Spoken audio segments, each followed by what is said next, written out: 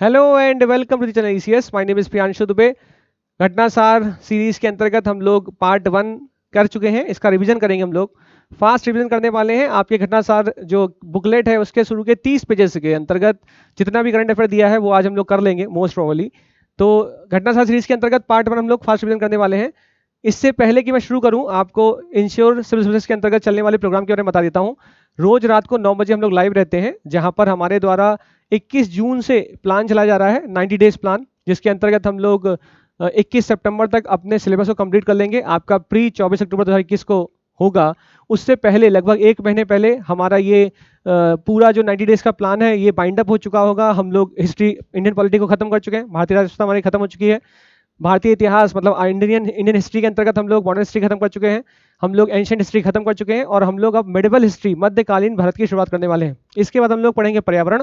Current affair साथ में चल रहा है, जो कि जिसके अंतर्गत हम लोग घटनासार को पढ़ रहे हैं, जो बहुत रिलायबल बुक है यूपी पीसीएस 2021 के लिए। 2020 में से बहुत सारे प्रश्न आए करंट अफेयर के, 2019 में बहुत सारे प्रश्न करंट अफेयर के, तो आपको इस बुक को जरूर पढ़ना चाहिए। तो चलिए शुरुआत करते हैं करंट अफेयर की। रात को 9 बजे लाइव रहिए, कोशिश करिए रात को 9 बजे लाइव रहिए, क्योंकि एक बार जो क्लास निकल जाती है उसको वापस से आप देख नहीं पाएंगे, बहुत हेक्टिक हो जाता है। तो लाइव रहने का प्रयास करिए रात को 9 बजे, ठीक। तो शुरुआत करते हैं करंट अफेयर की। सबसे पहला करंट अफेयर है 69th मिस यूनिवर्स 2020। इनका नाम जरूर याद रखिए, पूछ सकता है आपसे, बताइए 69वां मिस यूनिवर्स 2020 का खिताब किसको मिला। तो इनका नाम है एंड्रिया मेजा। कहां से बिलोंग करती है? मैक्सिको से। भारत की तरफ से कौन गया था इस मिस यूनिवर्स प्रतियोगिता में? तो आपको नाम याद रखना है, इनका नाम है एडेलाइन कैस्टिलिनो, ठीक है। आपको नाम दिख रहा है एडेलाइन कैस्टिलिनो। ये भारत की तरफ से इस मिस यूनिवर्स में गई थी। ओहो, कोई दिक्कत नहीं, हम लोग क्योंकि पहली बार इसको कर रहे हैं यूज, तो थोड़ी बहुत समस्या हो सकती है। अगला करंट अफेयर है जिसके अंतर्गत आप देख रहे हैं कि यूनेस्को विश्व धरोहर स्थल के अंतर्गत भारत के द्वारा कुछ साइट्स को टेंटेटिव लिस्ट में डाला गया है, या उसको मैं पढ़ूंगी संभावित सूची के अंतर्गत डाला गया है। तो भारत के द्वारा जो टेंटेटिव लिस्ट में संभावित सूची के अंतर्गत जिन स्थलों को डाला गया है उनको एज सच बहुत रटना नहीं है, लेकिन आपको उन 6 स्थलों में से उनकी लोकेशन जरूर पता होनी। जैसे काशी का घाट है, तो उसको याद करने की आवश्यकता नहीं। वाराणसी का गंगा घाट है, ये आपको याद करने की आवश्यकता नहीं, आपको याद रह जाएगा। लेकिन हाँ, आपको जो याद करना है वो क्या इंपॉर्टेंट है, हिरेबेनकल मेगालिथिक साइट कर्नाटक। तो आपसे क्वेश्चन क्या पूछा जाएगा, बताइए हिरेबेनकल मेगालिथिक साइट कहां पर है? तो आप बोलेंगे कर्नाटक में है। इसके अलावा मराठा सैन्य स्थापत्य Maharashtra number 1, number 2, number 3 Madhya Pradesh में नर्मदा घाट का भेड़ा घाट, लम्हेटा घाट। क्वेश्चन पूछा जाएगा कि अभी हाल में भारत सरकार के द्वारा विश्व धरोहर स्थल की टेंटेटिव लिस्ट संभावित सूची के अंतर्गत भेड़ा घाट और लम्हेटा घाट को रखा गया, इनकी लोकेशन क्या है? तो आपको पता होना चाहिए मध्य प्रदेश, ठीक। नंबर 5 पे है कांचीपुरम के मंदिर, नंबर 6 पे मध्य प्रदेश का सतपुड़ा टाइगर रिजर्व। तो इस प्रकार से भारत के द्वारा अब तक टेंटेटिव लिस्ट में जो संख्या हो चुकी है वो हो चुकी है 48, ठीक है, 48 हो चुकी है। आपको कमेंट करके बताना, ये कमेंट करके आप मुझे आंसर दो कि भारत में कितने विश्व धरोहर स्थल इस वक्त हैं। कई बच्चे 38, 39 और 40 में कंफ्यूज रहते हैं। मैंने इस वीडियो को कवर कर रखा है यूट्यूब में। अगर आप डालेंगे प्रियांशु दुबे विश्व धरोहर स्थल या UNESCO world heritage site India, तो आपको वीडियो दिख जाएगा, ठीक। दो मैं यहाँ पे ईसीएस में कवर करूंगा। अगला करंट अफेयर आपका है, आगे बढ़ते हैं हम लोग, बहुत तेज करेंगे। नीरज टंडन जी के बारे में देख लीजिए क्या है कि भारतीय अमेरिकी नीरज टंडन जी को अमेरिकी राष्ट्रपति जो बिडेन की वरिष्ठ सलाहकार नियुक्त किया गया है। तो इनको वरिष्ठ सलाहकार नियुक्त किया गया है जो नीरज टंडन जी को। क्वेश्चन आ सकता है कि जो बिडेन के द्वारा अभी हाल में किस भारतीय अमेरिकी महिला को वरिष्ठ सलाहकार के रूप में नियुक्त किया गया? तो इसका आंसर होगा नीरज टंडन, ठीक। नेक्स्ट करंट अफेयर देखते हैं। अगला करंट अफेयर है अंतर्राष्ट्रीय जैव विविधता दिवस। हर साल हम लोग 22 मई को अंतर्राष्ट्रीय बायोडाइवर्सिटी डे मना रहे होते हैं। इस बार की थीम क्या है बायोडाइवर्सिटी डे की? तो आपको थीम याद रखनी है। इस बार की थीम है we are part of the solution #for nature, ठीक है। We are part of the solution #nature, ये इस बार की थीम है। बहुत ध्यान से इसको देख के याद करिएगा। और ये जरूर याद रखिए कि पता लगा आपको थीम याद हो गई कि we are the part of solution #for nature, और आपको ये याद नहीं रहा कि बायोडाइवर्सिटी डे, जैव विविधता दिवस कब मनाते हैं। तो ये बहुत जरूरी याद रखना कि 22 मई को हम लोग जैव विविधता दिवस मनाते हैं, ठीक। इसके अलावा मैं आपको ये जरूर कहूंगा कि जब पर्यावरण की क्लास होगी तो मैं आपको वहाँ पे अल्फा, बीटा, गामा डाइवर्सिटी के बारे में, बायोडाइवर्सिटी के बारे में बता रहा हूँ कि जैव विविधता होती क्या है, और अल्फा, बीटा और गामा में आखिर जैव विविधता में फर्क क्या होता है। जैव विविधता का मतलब जीवों की विविधता, मतलब एक स्थान पे पाए जाने वाले जीवों की विविधता को जैव विविधता कहा जाएगा, ठीक। तो जैसे जैसे हम प्लेन से पहाड़ की तरफ बढ़ेंगे, उस प्लेन से पहाड़ की तरफ बढ़ने पर अल्फा, बीटा और गामा की जो बायोडाइवर्सिटी आपको दिखाई देगी, उसके बारे में मैं चर्चा कर रहा हूँ। तो अगला करंट अफेयर देख लेते हैं। ये हम लोग जब पढ़ेंगे हम लोग इसके बारे में, पर्यावरण के बारे में, तो इसको जरूर कवर कर रहे होंगे, ठीक। पर्यावरण कितना आसान हो सकता है ये आपको मेरे साथ समझ में आएगा। इसके अलावा भारत में ये आपको यूपीएससी बहुत फोकस करता है, क्योंकि पीसीएस हाल के दिनों में इस क्वेश्चन पे ज़्यादा कूद नहीं रहा है, लेकिन संभावना है कि कूदेगा, जिसके अंतर्गत आपसे पूछा जा सकता है कि बताइए भारत में चीता कैसी प्रजाति है, क्या ये एक्सटिंक्ट हो चुकी है, क्या विलुप्त हो चुकी है। तो आपको याद रखना है 1952 में इसे विलुप्त घोषित किया जा चुका है चीता को, ठीक, मोस्ट इंपॉर्टेंट याद रखिए। और भारत में इसको फिर से मतलब इंट्रोड्यूस करने के लिए इसको फिर से कहीं किसी एक स्थान से लेकर आया जा रहा है, अफ्रीका से इसको लेकर आ रहे हैं, और कूनो पालपुर ये इस जगह पर इंट्रोड्यूस कराने वाले हैं। तो कूनो नेशनल पार्क कहाँ पर है, क्वेश्चन बन सकता है कि अभी हाल ही में चीता को इनमें से किन स्थान पर फिर से लेकर आए जाने की संभावना, मतलब लेकर आया जा रहा है। तो आपको उस प्लेस का नाम याद होना चाहिए कि उस प्लेस का नाम है कूनो नेशनल पार्क, ठीक है। कूनो पालपुर नेशनल पार्क कहाँ पर एस्टेब्लिश है, तो इसकी आपको लोकेशन याद होनी चाहिए कि कूनो राष्ट्रीय उद्यान के अंतर्गत चीते को लाए जाने की कोशिश की जा रही है। मध्य प्रदेश में ये कूनो नेशनल पार्क है, ठीक। इसके अलावा याद रखना कि भारतीय वन्यजीव संस्थान, पीछे आते हैं, भारतीय वन्यजीव संस्थान ने कुछ साल पहले चीता री इंट्रोडक्शन प्रोजेक्ट तैयार किया था। तो आपको ये जरूर देखना चाहिए कि आखिर wild life institute of India या भारतीय वन्यजीव संस्थान ये कहाँ पर है, इसकी लोकेशन क्या है, देहरादून में है कि हरिद्वार में है। सबसे ज्यादा कंफ्यूजन आपको यहीं पे होने वाला है। भारतीय वन्यजीव संस्थान की लोकेशन क्वेश्चन यूपीपीसीएस के रिव्यू ऑफिसर के पेपर में या तो आ चुका है या फिर अपर में आ चुका है, तो लोकेशन एक बार जरूर देख लेना। इसके अलावा भारत में और किन स्थानों पर या और किन नेशनल पार्क्स के अंतर्गत चीता को री इंट्रोड्यूस कराने की बात चल रही है, ये भी आपको पता होना चाहिए। अगले करंट अफेयर में लोग चल रहे हैं। अगला करंट अफेयर इंपॉर्टेंट इसलिए ये कि छठा UN global road safety week 17 से 23 मई सेलिब्रेट किया गया। दो तरह से प्रश्न पूछे जा सकते हैं। एक तो आपसे पूछ लेगा कि जो छठा UN global road safety week 17 से 23 में सेलिब्रेट किया गया, इसका आपको पूछ लेगा कि बताइए थीम क्या है। तो आपको थीम पता होना चाहिए कि इसकी थीम है स्ट्रीट फॉर लाइफ #Love30, ठीक है। तो स्ट्रीट फॉर लाइफ #Love30 ये थीम है किसकी, तो ग्लोबल रोड सेफ्टी वीक की। लेकिन पीसीएस थोड़ा सा गंदे टाइप के क्वेश्चन पूछता है। जैसे क्या पूछेगा, वो बोलेगा कि बताओ यूनाइटेड नेशंस के द्वारा भी ग्लोबल रोड सेफ्टी वीक बनाया गया, कब से कब तक बनाया गया। अब लिख देगा ए ऑप्शन 10 से 17 मई, बी ऑप्शन 17 से 23 मई, सी ऑप्शन 23 से 29 मई। ऐसे गंदे क्वेश्चन रखेगा 23 से 30 मई। तो आपको याद होना चाहिए कि 17 से 23 मई ग्लोबल रोड सेफ्टी वीक बनाया गया, जिसकी थीम है स्ट्रीट फॉर लाइफ #Love30, ठीक। ये याद रखना है, इसको भूलना मत। आगे चलते हैं। नेक्स्ट करंट अफेयर, हांगकांग की महिला एवरेस्ट की सबसे तेज चढ़ाई का रिकॉर्ड तोड़ा इन्होंने। इन महिला का नाम, इनका नाम है सांग इन हंग। बस इतना याद रखना है कि सांग इन हंग के द्वारा सबसे तेज माउंट एवरेस्ट पे चढ़ने का रिकॉर्ड तोड़ा गया।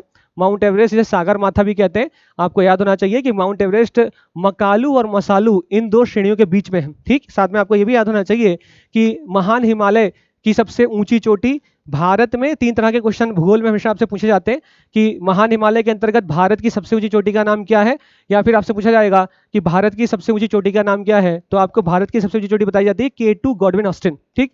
लेकिन वह चोटी जो भारत की सीमा के अंतर्गत सबसे ऊंची है, तो आपको नाम याद होना चाहिए नंदा देवी, ठीक। लेकिन अगर इस तरीके से पूछे कि महान हिमालय पर भारत की सबसे ऊंची चोटी कौन सी है, तो आप बोलेंगे कंचनजंगा, ठीक है। क्वेश्चंस को फिर से ध्यान से सुनिएगा, हो सकता है आपको दिमाग में थोड़ा सा उलझन हो कि इन्होंने क्या बोल दिया। वीडियो को फिर से पीछे लेके जाइए और मैंने जिन शब्दों को बोला है उनको पकड़िए कि मैंने क्या बोला। भारत की आंतरिक सीमा के अंदर कंचनजंगा को आखिर मैंने क्यों नहीं सबसे बड़ा बताया, नंदा देवी क्यों बोला। तो इस वीडियो को फिर से थोड़ा पीछे जाके सुनिए तो आपको समझ में आएगा मैं क्या कहना चाह रहा हूँ। जबकि आपको ये नाम याद होना चाहिए। इन महिला का नाम है, इनका नाम है सांग इन हंग, जो कि हांगकांग की महिला है। इनके द्वारा एवरेस्ट की सबसे तेज चढ़ाई करी गई, ठीक। अगला करंट अफेयर देखते हैं। नेक्स्ट अभिमन्यु मिश्रा। अभिमन्यु मिश्रा के बारे में याद रखिए कि ये सबसे यंग ग्रैंड मास्टर बन चुके हैं। तो लिखा हुआ है कि भारतीय मूल के अमेरिकी अभिमन्यु मिश्रा शतरंज इतिहास के सबसे युवा ग्रैंड मास्टर बन गए हैं। तो ये सबसे युवा ग्रैंड मास्टर बन चुके हैं। सबसे युवा का मतलब है यंगेस्ट है, सबसे कम उम्र में इनको बनाया गया है, बन चुके हैं ये। लेकिन ग्रैंड मास्टर बनने के लिए क्या एक रिक्वायरमेंट है, ये जरूर याद रखना। हर बच्चा ये याद कर रहा होगा कि अभिमन्यु मिश्रा को सबसे युवा ग्रैंड मास्टर बना दिया गया, लेकिन उसके लिए रिक्वायरमेंट क्या है ये जरूर याद रखना। रिक्वायरमेंट क्या है, तो यहाँ पे लिखा है यह खिताब हासिल करने के लिए 2500 ELO की रेटिंग हासिल करनी पड़ती है, ठीक है। क्वेश्चन कैसे बन सकता है कि बताओ अगर ग्रैंड मास्टर बनना है तो कितने ELO की रेटिंग हासिल करनी पड़ सकती है, ठीक। दो स्टेटमेंट, मल्टीपल स्टेटमेंट बन सकता है। पहला लिखेगा कि भारतीय मूल के अभिमन्यु मिश्रा जो कि शतरंज के इतिहास के सबसे युवा ग्रैंड मास्टर बन गए, पहला स्टेटमेंट। दूसरा लिखेगा कि शतरंज के युवा मतलब शतरंज में ग्रैंड मास्टर बनने के लिए 2400 ELO की रेटिंग चाहिए होती है। लेकिन सही आंसर क्या होगा, 2500 ये लोग। आप कहेंगे ऐसे क्वेश्चन क्यों बोल रहे हो, तो यूपीपीसीएस का लेवल धीमे धीमे वो अपना बढ़ा रहा है, तो इस प्रकार के मल्टीपल स्टेटमेंट आपको दिखाई देंगे करंट अफेयर में, इस बार संभावना बहुत बनेगी। तो इसलिए ध्यान रखना, मैंने जब पहले क्लास ली थी तब भी आपको बताया था और मैं ये आपको फिर से बता रहा हूँ, ठीक। अगला करंट अफेयर है जो मोस्ट इंपॉर्टेंट है, जिसके अंतर्गत द एशिया यूनिवर्सिटी रैंकिंग 2021 जारी कर दी गई। द एशिया यूनिवर्सिटी रैंकिंग 2021 के अंतर्गत सबसे टॉप पर रहने वाले कॉलेज का नाम है, यूनिवर्सिटी का नाम है शिंगहुआ विश्वविद्यालय। तो शिंगहुआ विश्वविद्यालय सबसे टॉप पर है, तो ये आपको दिख रहा होगा शिंगहुआ विश्वविद्यालय। चीन का ये एशिया विश्वविद्यालय रैंकिंग 2021 में पहला स्थान प्राप्त कर चुका है, जबकि भारत के आईआईसी बेंगलोर, आईआईटी रोपड़ और आईआईटी इंदौर ने एशिया के शीर्ष 100 विश्वविद्यालय में रैंक हासिल की है। तो भारत में 3 जो आपको दिख रहे हैं जो शीर्ष टॉप 100 में है, उनका नाम है आईआईसी बेंगलोर, आईआईटी रोपड़ और आईआईटी इंदौर। तो इनके नाम याद रखिए, 3 है। जबकि एशिया लेवल पे जो टॉप रैंकिंग पे विश्वविद्यालय, उसका नाम है सिंघुआ विश्वविद्यालय, चीन, ठीक। तो अगले पे पहुंच रहे हैं, next next next next next next next. आई फैमिलिया का संबंध, क्वेश्चन कैसे आएगा, क्वेश्चन पूछेगा बताइए आई फैमिलिया का संबंध किसके साथ है, लिख देगा ए ऑप्शन, या आई फैमिलिया का संबंध इनमें से किस संस्था के साथ, अंतरराष्ट्रीय संस्था के साथ है, लिख देगा ए ऑप्शन आईएमएफ के साथ है, बी ऑप्शन इंटरपोल के साथ है, सी ऑप्शन वर्ल्ड बैंक के साथ है, डी ऑप्शन ओईसीडी के साथ है। तो आपको पता रखना है कि आई फैमिलिया का संबंध इंटरपोल के साथ है। क्या है आई फैमिलिया, तो लिखा हुआ है कि यह लापता व्यक्तियों की पहचान करने के लिए एक वैश्विक डेटाबेस है, इसे इंटरपोल के द्वारा लॉन्च किया गया, ठीक। तो आपका होमवर्क है कि इंटरपोल का मुख्यालय कहां पर है, कमेंट कर दीजिए, कमेंट जरूर करिए, मतलब उसको छोड़िए मत। इसके साथ लिखा है कि यह परिवार के डीएनए के माध्यम से लापता व्यक्तियों की पहचान करने में ओके लापता व्यक्तियों की पहचान करने में सक्षम है और सदस्य देशों के जटिल मामलों को सुलझाने में पुलिस की मदद कर सकता है, ठीक। तो कैसे पता करेगा कि वो व्यक्ति जो खो गया है, लापता हुआ है, वो किस फैमिली से बिलोंग करता है, तो डीएनए के माध्यम से ऐसा पता करेगा, ठीक। इसको याद रखना, भूलना मत। तो आई फैमिली का संबंध किसके साथ है, इंटरपोल के साथ है, लापता व्यक्तियों के लिए। अगला करंट अफेयर है आपका ऑपरेशन पेंजिया के बारे में पूछ रहा है। क्वेश्चन बन सकता है कि ऑपरेशन पेंजिया का संबंध हाल ही में चर्चा में रहा ऑपरेशन पेंजिया का संबंध किसके साथ है, तो आप बोलेंगे फेक मेडिसिन, जिसके अंतर्गत लिखा है नकली और अवैध दवाओं और चिकित्सा उत्पादों की बिक्री को लक्षित करते हुए ऑपरेशन पेंजिया के तहत रिकॉर्ड संख्या में नकली ऑनलाइन फार्मेसी को बंद कर दिया गया, ठीक है। तो याद रखना, मतलब क्या आपको जहां आपको फोकस करना है वो फोकस एरिया कौन सा है, कि नकली और अवैध दवाओं और चिकित्सा उत्पादों की बिक्री को लक्षित करते हुए, ठीक। ये इंपॉर्टेंट है, बाकी इसमें इतना ज्यादा आगे नहीं जाना। अगला क्वेश्चन है कि व्लादिमीर पुतिन या रशिया के द्वारा एक स्टेल्थ टेक्नोलॉजी, रूस बना रहा है अपना पहला स्टेल्थ नौसैनिक पोत। अगर आपने मूवी नहीं देखी है तो आपको हॉलीवुड की एक मूवी जरूर देखनी चाहिए, जो स्टेल्थ, मूवी का नाम है स्टेल्थ, ठीक। ये स्टेल्थ टेक्नोलॉजी क्या है ये नहीं समझना, लेकिन हाँ ये क्वेश्चन पूछ सकता है कि बताइए इनमें से कौन सा वह देश है जो अपना पहला स्टेल्थ नौसैनिक पोत बना रहा है, तो उसका नाम है रशिया, रूस, ठीक है, रूस। ये याद रखना, इसको भूलना मत। आगे चल रहे हैं हम लोग, नेक्स्ट करंट अफेयर चल रहे हैं, बढ़ जाओ। ये तो बहुत ज़्यादा फेमस इस टाइम हो गया है करंट अफेयर में, कम से कम 5वीं बार बोल रहा हूँ, डेविड डियोप जी के बारे में। इनको मिला है अंतर्राष्ट्रीय बुकर पुरस्कार 2021, आने की संभावना बहुत ज़्यादा, मोस्ट प्रोबेबली चाहे तो आरओ में, चाहे तो पीपी सपर में, या चाहे यूपी पीईटी के एग्जाम में, या फिर किसी और वनडे एग्जाम में ये क्वेश्चन रखा रहेगा कि बताइए अंतर्राष्ट्रीय बुकर पुरस्कार जो है किसको दिया गया या किस किताब के लिए दिया गया। तो आपको याद रखना है कि जो अंतर्राष्ट्रीय बुकर पुरस्कार दिया गया है, ये चमक रहे हैं आपको, डेविड डोप जी, इनको दिया गया है। ध्यान रखने वाली बात यह कि जो मैन बुकर अंतर्राष्ट्रीय पुरस्कार है, ये पहली बार बस 2005 में दिया गया था। यह पुरस्कार अंग्रेजी भाषा में अनुदित सर्वश्रेष्ठ पुस्तक को प्रदान किया जाता है, लेकिन ये जो किताब है जिसका नाम है at night all blood is black, ये किताब फ्रांसीसी लेखक डेविड डियोप के द्वारा लिखी गई है। इस किताब को इंग्लिश में ट्रांसलेट किया गया, किसके द्वारा, उन व्यक्ति का नाम है एना मोस्कोवाकिस, ठीक है, एना मोस्कोवाकिस। तो घुमाने वाला तो कैसे भी घुमा सकता है, क्योंकि आप उसे भी पता है कि हर बच्चा पढ़ के जाएगा कि डेविड डियोप को दिया गया है अंतर्राष्ट्रीय पुरस्कार, मैन अंतर्राष्ट्रीय बुकर पुरस्कार 2021, उनका नाम डेविड डियोप है, फ्रांसीसी लेखक हैं। लेकिन घुमाने के लिए वो पूछ सकता है कि पहली बार 2005 में दिया गया, दूसरी बार पूछ लेगा फ्रांसीसी लेखक है तो कैसे मिल सकता है, जबकि दिया तो अंग्रेजी माध्यम की किताबों को है। तो ये चीज को याद रखना कि इसका इंग्लिश ट्रांसलेशन किया गया है, उनका नाम है एना मोस्कोवाकिस, ठीक। अगला करंट अफेयर है आपका, नेक्स्ट करंट अफेयर की तरफ बढ़ रहे हैं। ये प्लान है सुरक्षित हम सुरक्षित तुम अभियान। तो नीति आयोग के द्वारा ये सुरक्षित हम सुरक्षित तुम अभियान चलाया गया, जिसके अंतर्गत नीति आयोग के साथ साथ एक फाउंडेशन का नाम याद रखना आपको, पीरामल फाउंडेशन, इसके द्वारा 112 आकांक्षी जिलों में सुरक्षित हम सुरक्षित तुम अभियान की शुरुआत की गई, जिसके अंतर्गत अगर किसी व्यक्ति में एसिम्प्टो मतलब अगर ऐसे लक्षण दिखाई दे रहे हैं जो लक्षण बहुत ज़्यादा खतरनाक स्तर के नहीं है। इन लक्षणों के लिए आप लोग वर्ड यूज़ करते हैं स्पर्शानुमुख, मतलब इंग्लिश में बोलेंगे एसिम्प्टोमेटिक। तो अगर वो सिम्प्टोमेटिक नहीं है, एसिम्प्टोमेटिक है, हल्के लक्षण है, तो उस व्यक्ति को घर में ही आइसोलेट करके उसका उपचार किया जा सकता है। इस अभियान का नाम बोला गया है सुरक्षित हम सुरक्षित तुम। संस्थाएं कौन पार्टिसिपेट कर रही हैं? नीति आयोग के साथ साथ पीरामल फाउंडेशन। मोस्ट इंपॉर्टेंट, याद रखना दोनों ही तरह से क्वेश्चन बन सकता है। अगला क्वेश्चन है यूएन टैब योजना। ये यूएन टैब योजना क्या है? तो आपको याद रखना है कि व्हाट इज यूएन टैब योजना। तो यूएन टैब योजना के अंतर्गत केंद्र शासित प्रदेश लद्दाख में यहाँ के उपराज्यपाल के द्वारा डिजिटल शिक्षा को बढ़ावा देने के लिए यूएन टैब योजना का शुभारंभ किया गया। इस योजना के तहत कक्षा 6 से 12वीं तक के सरकारी स्कूल के छात्रों को पाठ्य पुस्तकों, वीडियो व्याख्यान और ऑनलाइन कक्षाओं के एप्लीकेशन सहित प्री लोडेड ऑनलाइन और ऑफलाइन सामग्री के साथ 12,300 टैबलेट वितरित किए जाएंगे। ठीक, तो याद रखना है कि यूएन टैब योजना का संबंध किससे है? तो कक्षा 6 से 12वीं तक के सरकारी स्कूल के छात्रों से संबंधित है, डिजिटल शिक्षा को बढ़ावा देने के लिए। कौन केंद्र शासित प्रदेश है? लद्दाख। लद्दाख में ये शुरुआत हो रहा है यूएन टैब योजना। ठीक, आगे चले। नेक्स्ट नेक्स्ट नेक्स्ट नेक्स्ट अगला व्यान क्या है? मोस्ट इंपॉर्टेंट, मोस्ट की पावर 1000 टाइम इंपॉर्टेंट कर लो इसको। ये व्यान क्या है? तो जम्मू कश्मीर के का जो व्यान, ये गांव है, ये 100% वयस्क आबादी का टीकाकरण करने वाला भारत का पहला गांव बन गया। ठीक है, तो याद रखना आपको, ये जम्मू कश्मीर का व्यान है, जम्मू कश्मीर का गांव है जो 100% आबादी को का टीकाकरण करने वाला भारत देश का पहला गांव बन गया। नाम है वेयॉन। ठीक है, 100% वयस्क आबादी का टीकाकरण करने वाला पहला गांव बना, इसका नाम है वेयॉन। कहाँ? जम्मू कश्मीर में। ठीक, याद रखना, भूलना मत, बहुत ही इंपॉर्टेंट है, आ सकता है। अगला क्वेश्चन है इनविजन ऑर्बिटर। देखो इस बार शुक्र ग्रह पर पहुंचने के लिए कई सारे देशों के द्वारा अपने अपने मिशन छोड़े गए हैं, जिसके अंतर्गत आपको 2-3 मिशन जैसे बताया जाता है कि डाविंची और वेरिटास मिशन भी शुक्र के लिए नासा के द्वारा छोड़े जाएंगे। जबकि ये जो आपको इनविजन ऑर्बिटर दिखाई दे रहा है, ये यूरोपियन स्पेस एजेंसी के द्वारा लॉन्च किया जाएगा। तो संबंध किसके साथ है? शुक्र ग्रह के साथ। जैसे मैसेंजर मिशन का संबंध किसके साथ है? तो कई बार मैसेंजर मिशन का संबंध बच्चे मार्स मार के चले जाते हैं। ठीक है, तो आपको ये देखना है कि मैसेंजर मिशन का संबंध किस ग्रह के साथ है, जूनो मिशन का संबंध किस ग्रह के साथ है, कैसिनी मिशन का संबंध किस ग्रह के साथ है। क्वेश्चन आ सकता है कि बताइए एनविजन ऑर्बिटर, इसका संबंध किस ग्रह के साथ है? तो किसके साथ है? तो वीनस के साथ है। तो एनविजन मिशन हो गया, दा विंची हो गया, वेरिटास हो गया, इन सब का संबंध किससे है? शुक्र ग्रह के साथ है। या फिर क्वेश्चन इस प्रकार से बन सकता है कि वेरिटास और दा विंची ये किस मतलब कौन सी संस्था के द्वारा लॉन्च किए जाएंगे, या फिर ये जो इनविजन ऑर्बिटर है यह किस संस्था के द्वारा लॉन्च किया जाएगा? तो इनविजन ऑर्बिटर ये यूरोपियन स्पेस एजेंसी, इनविजन में ई लगा है, यूरोपियन स्पेस एजेंसी ऐसे याद कर लो। जबकि दाविंची और वेरिटास ये नासा के द्वारा लॉन्च किए जाएंगे शुक्र ग्रह के लिए। ध्यान रखना है आपको, वीनस वह प्लेनेट है जो सूर्य के निकट है, मरकरी के बाद। जो अगर आपने 6th क्लास की एनसीईआरटी पढ़ रखी होगी तो आपको एक ट्रिक हमेशा बताई जाती है, my very efficient mother just serve us nuts.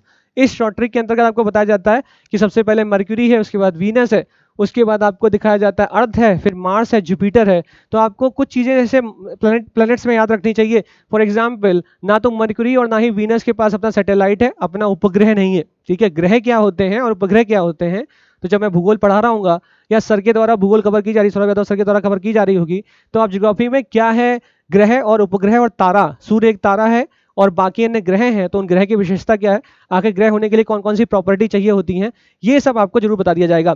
शुक्र ग्रह के बारे में मोटा मोटा याद रखिए। पहला पॉइंट मोस्ट इंपॉर्टेंट ये कि 2 ऐसे प्लैनेट हैं, युवराज सिंह उल्टे हाथ से खेलता है, बाकी सीरियस सीधे हाथ से खेलते हैं।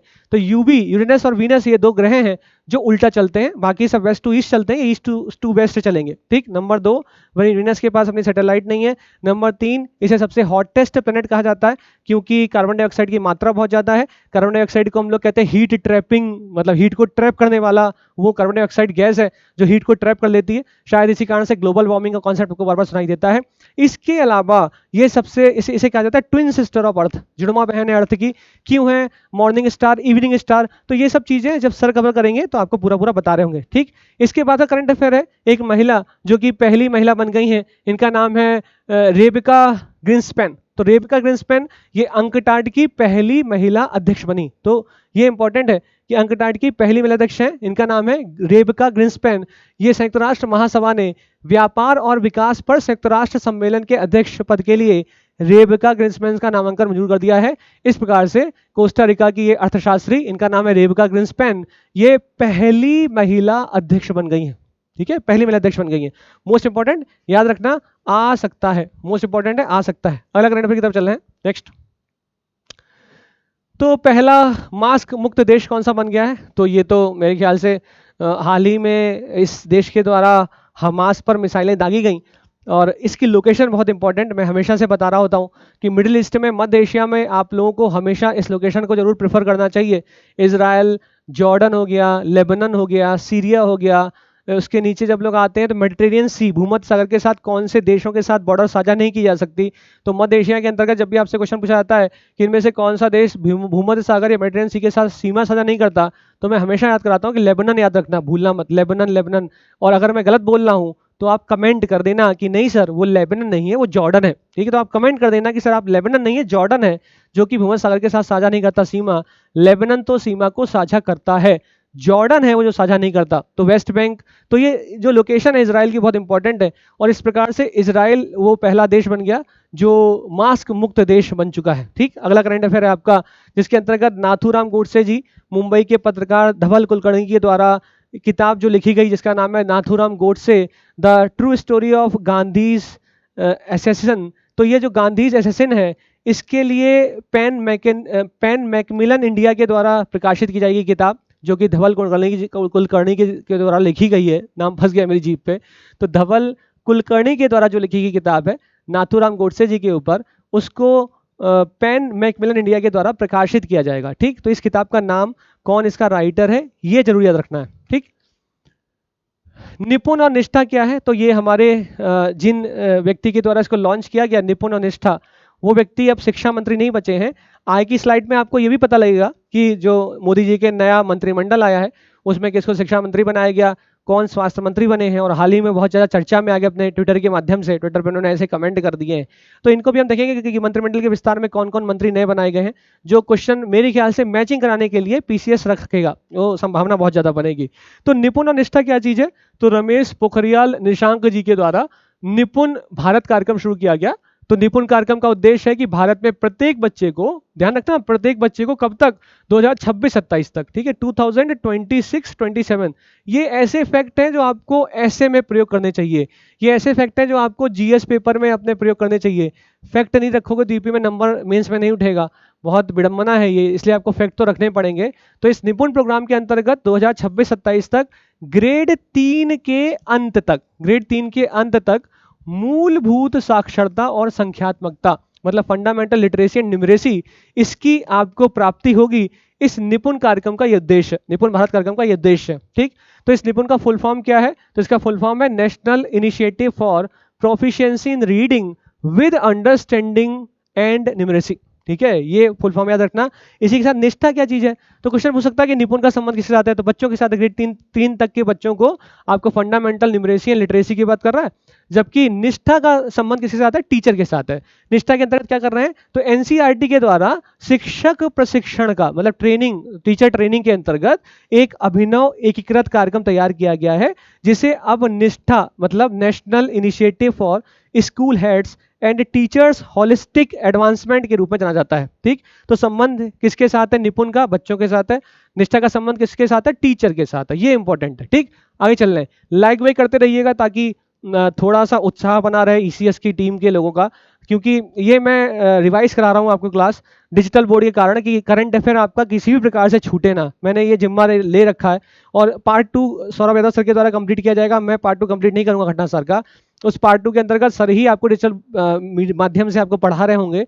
तो ये आपको ध्यान रखना है कि ईसीएस जिस प्रकार से आपके लिए मेहनत कर रहा है, रात को 9 बजे मैं रहता हूँ लाइव, और उसके बाद 3-3 घंटे लगातार पढ़ा रहा होता हूँ। टीम के द्वारा यूपी स्पेशल के वीडियो डाले जा रहे हैं, और सब कुछ चीज़ें आपके लिए की जा रही हैं, लेकिन अगर आप भी उसको लाइक नहीं करेंगे, शेयर नहीं करेंगे, लोगों तक पहुँचाएंगे नहीं, पैसा देके आप पढ़ रहे हैं, फ्री में आप पढ़ रहे हैं, लेकिन तब भी आप उसको अगर उस तरीके से प्रोत्साहन नहीं देंगे जैसा मिलना चाहिए, तो एक टीचर भी क्यों पढ़ाने की कोशिश करेगा। तो ये मैं रिवाइज इसलिए नहीं करा रहा हूँ कि मुझे कोई ख्याति मिलने वाली है, ये रिवाइज इसलिए कराया जा रहा है ताकि आपको रिवीजन के साथ साथ करंट अफेयर पे जो कमांड होनी चाहिए यूपीपीसीएस पे, ध्यान दो। यूपीपीसीएस पे सिलेक्शन नहीं होता अगर प्री में, तो सबसे बड़ा फैक्टर होता है करंट अफेयर। आप नोटिस कर लो, जिनका प्री नहीं निकला है अगर 32 क्वेश्चन या 30 क्वेश्चन करंट अफेयर के आए हैं, उन लोगों के 24 से कम क्वेश्चन सही होंगे, तभी उनका सिलेक्शन नहीं होगा। जो 30 करके आता है 32 में, 28 करके आता है, 100% के आसपास गारंटी होती है कि वो प्री निकाल के आएगा, अगर गधा नहीं है तो। ठीक, ये मैंडेट है कि आपको बेसिक नॉलेज पॉलिटी की, ज्योग्राफी की, हिस्ट्री की होनी चाहिए। तो करंट अफेयर में कमांड रखिए, इसलिए बार बार मैं करंट अफेयर को रिवाइज करा रहा हूं। अगला करंट अफेयर है, यूरोपीय अंतरिक्ष एजेंसी नियुक्त करेगी पहला दिव्यांग अंतरिक्ष यात्री। तो ऐसा कौन सी एजेंसी है जिसके द्वारा पहला दिव्यांग अंतरिक्ष यात्री स्पेस में भेजा जाएगा? तो आप बोलेंगे उस स्पेस एजेंसी का नाम है यूरोपियन स्पेस एजेंसी। ठीक, इसके साथ याद रखिए अंतरिक्ष सभी के लिए है, इसके अंतर्गत मतलब स्पेस इज फॉर एवरीवन, इस थीम के अंतर्गत यूरोपियन स्पेस एजेंसी को लगता है कि एक दिव्यांग अंतरिक्ष यात्री को भी स्पेस में भेजना चाहिए। तो कौन सी संस्था है जो दिव्यांग अंतरिक्ष यात्री को स्पेस में भेजना चाहती है? तो आप बोलेंगे यूरोपियन स्पेस एजेंसी। इसरो मत मारे आना, नासा मत मारे आना, नहीं तो जापान की मार के जाक्सा चले आओ, कुछ और मारा हो। यूरोपियन स्पेस एजेंसी आने की संभावना बहुत ज्यादा, क्वेश्चन बहुत ज्यादा पूछा जा सकता है। अब्दुल्ला शाहिद बने 76 में अंगा के अध्यक्ष। तो ये अब्दुल्ला शाहिद ये मालदीव के विदेश मंत्री हैं। इनको, या मैं कहूँ कि मालदीव को यह सौभाग्य की प्राप्ति पहली बार हुई कि वो United nation general assembly United nation संयुक्त राष्ट्र की महासभा के 76वें सेशन की अध्यक्षता उनके द्वारा ली गई। भारत ने इसमें उनका सपोर्ट किया है। लेकिन आपको याद रखना है, मल्टीपल स्टेटमेंट क्वेश्चन बन सकता है कि इनमें से कौन सा कथन हाल ही में 76वें संयुक्त राष्ट्र महासभा सेशन के संदर्भ में सही है। तो पहला स्टेटमेंट लिख देगा कि मालदीव के अब्दुल्ला शाहिद 76वें यूनाइटेड नेशन जनरल असेंबली के अध्यक्ष बन गए हैं। और दूसरा स्टेटमेंट लिख देगा यह मालदीव के द्वारा दूसरी बार किया जा रहा है। मतलब ये जो अध्यक्ष हैं ये सेकंड नंबर के जो मालदीव से बिलोंग करते हैं।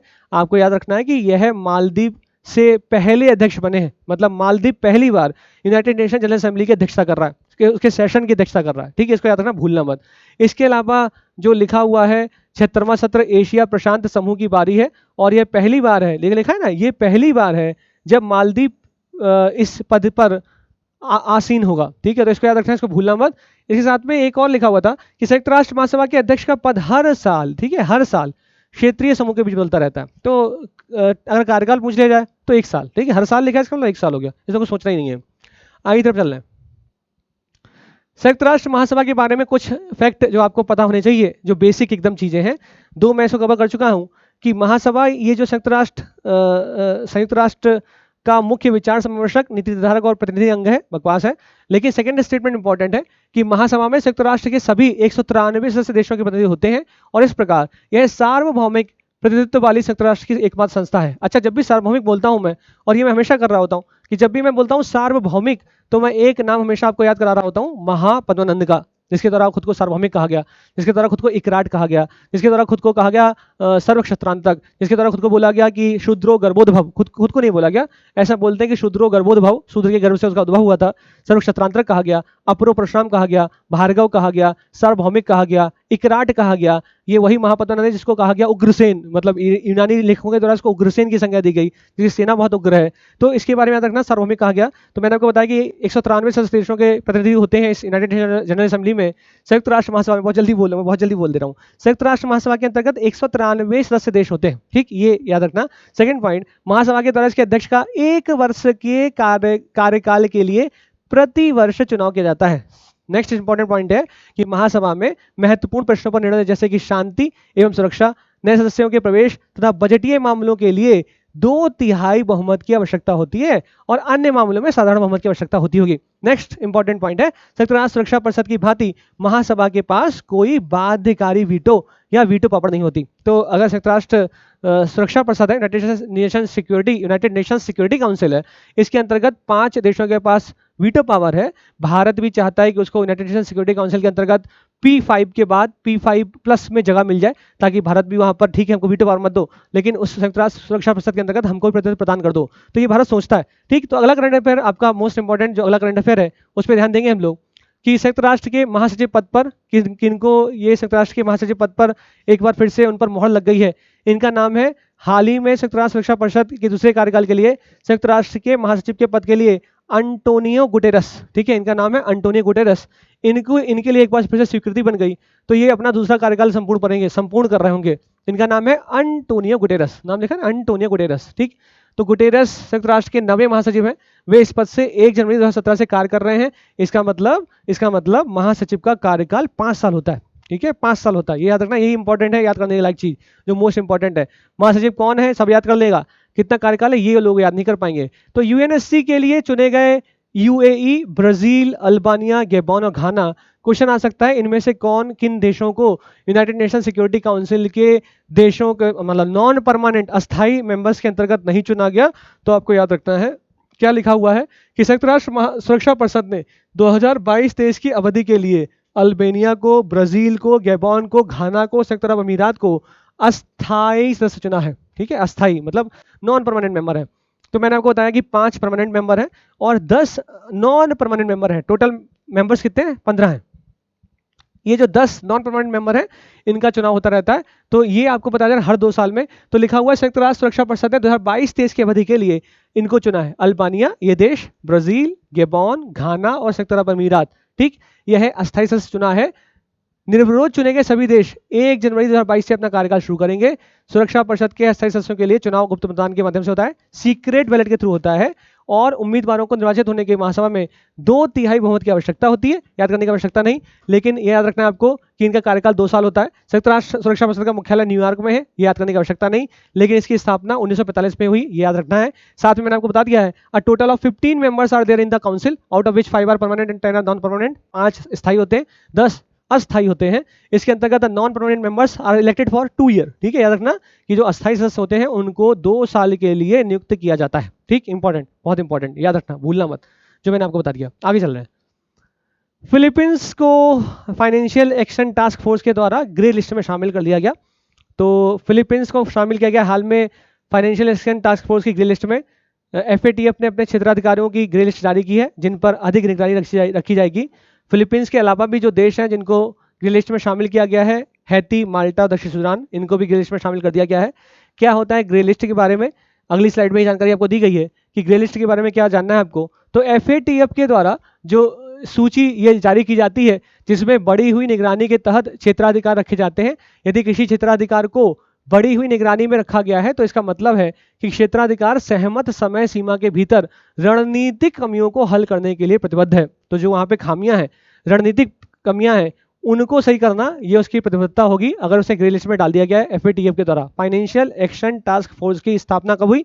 तो आप बोलेंगे 1989 में हुई है बाय द G7 समिट जो कि पेरिस में ऑर्गेनाइज कराई गई। ठीक है, G7 समिट जो पेरिस में ऑर्गेनाइज कराई गई 1989 में, उसके द्वारा एफएटीएफ की स्थापना करी गई। तो एफएटीएफ की ग्रे लिस्ट के तहत जो क्षेत्राधिकार एफएटीएफ के साथ सक्रिय रूप से काम करते हैं ताकि मनी लॉन्ड्रिंग और आतंकवादी वित्त पोषण के खिलाफ लड़ने के लिए उनके शासन में रणनीतिक कमियों को दूर किया जा सके। ठीक है, टेररिज्म के लिए फंडिंग कर रहे हैं, मनी लॉन्ड्रिंग कर रहे हैं, ब्लैक मनी घुमा रहे हैं, तो उसके अंतर्गत एफएटीएफ के द्वारा किन्हीं देशों को कुछ लिस्ट में डाल दिया जाता है।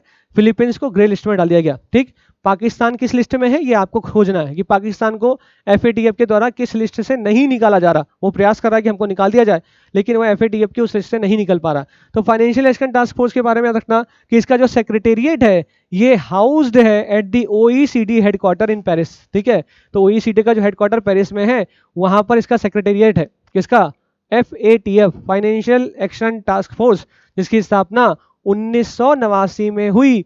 G7 की समिट हुई पेरिस में, उसके बाद इसकी स्थापना हो गई 1989 में। ठीक है, याद रखना, भूलना मत, नहीं भूल जाओगे। ठीक, नेक्स्ट। तो मिताली राज के लिए लिखा है लीडिंग रन गेटर। तो भारत की कप्तान है मिताली राज जो कि इंग्लैंड की पूर्व कप्तान चार्लोटे एडवर्ड्स को पछाड़कर सभी प्रारूपों में महिला क्रिकेट में सबसे अधिक रन बनाने वाली खिलाड़ी बन गई। इनका नाम है मिताली राज, इससे ज्यादा कुछ नहीं जानना। ठीक, मैरी कॉम और मनप्रीत सिंह क्यों चर्चा में अभी हाल में आ गए? मैरी कॉम और मनप्रीत सिंह को एक कार्य दिया गया है जिसके अंतर्गत भारत की ओर से जेंडर इक्वलिटी, अगर मैं आपसे बोलूं जेंडर इक्वलिटी, लैंगिक समानता को प्रदर्शित करते हुए, लैंगिक समानता क्या होती है? SDG, sustainable development goal number 5। ठीक है, सस्टेनेबल डेवलपमेंट गोल नंबर 5 कहता है लैंगिक समानता।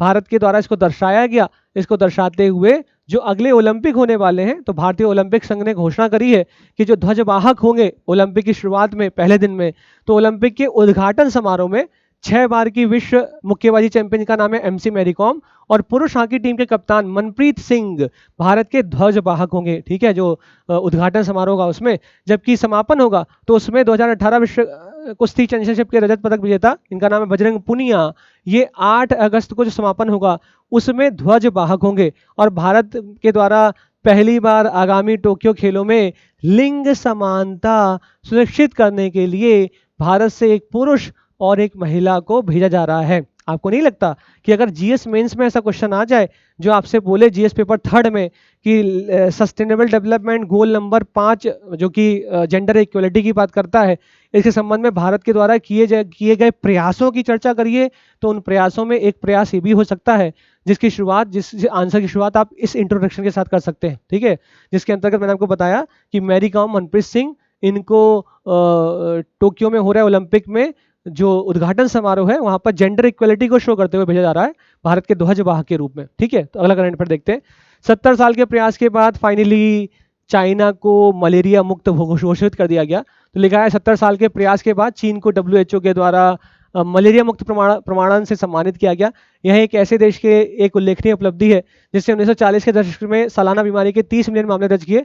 तो सालाना ये 30 मिलियन मामले दर्ज कर रहा था 1940 से, लेकिन फाइनली अब आकर 2021 में इसको मलेरिया फ्री घोषित कर दिया गया। याद रखना, हाल ही में कुछ और देशों को भी मलेरिया फ्री घोषित किया गया है, जिसके अंतर्गत एल सल्वाडोर को भी किया गया घोषित 2021 में, अल्जीरिया को 2019 में, अर्जेंटीना को 2019 में, पराग्वे को 2018 में और उज्बेकिस्तान को 2018 में इस मलेरिया फ्री घोषित किया गया। ठीक, याद रखना इस चीज को। और ये आपको खुद देखना है, क्या भारत को भी WHO के द्वारा मलेरिया फ्री घोषित किया जा चुका है, या अगर नहीं किया जा चुका है तो भारत ने कब तक मलेरिया से मुक्त होने का लक्ष्य रखा हुआ है। अगर आप इसको खोज पाए तो आप ये भी खोजें कि टीबी से कब तक भारत फ्री होना चाहता है, भारत के द्वारा टीबी से कब तक फ्री होना है। और जब भी मैं टीबी बोलता हूं तो मैं हमेशा बोलता हूं कि ये खांसी की बीमारी है टीबी, जिसके साथ हमेशा जुकाम याद रखना है आपको, ठीक है, हमेशा क्वेश्चन आता है ये, टीबी के साथ हमेशा आपको जुकाम याद रखना है।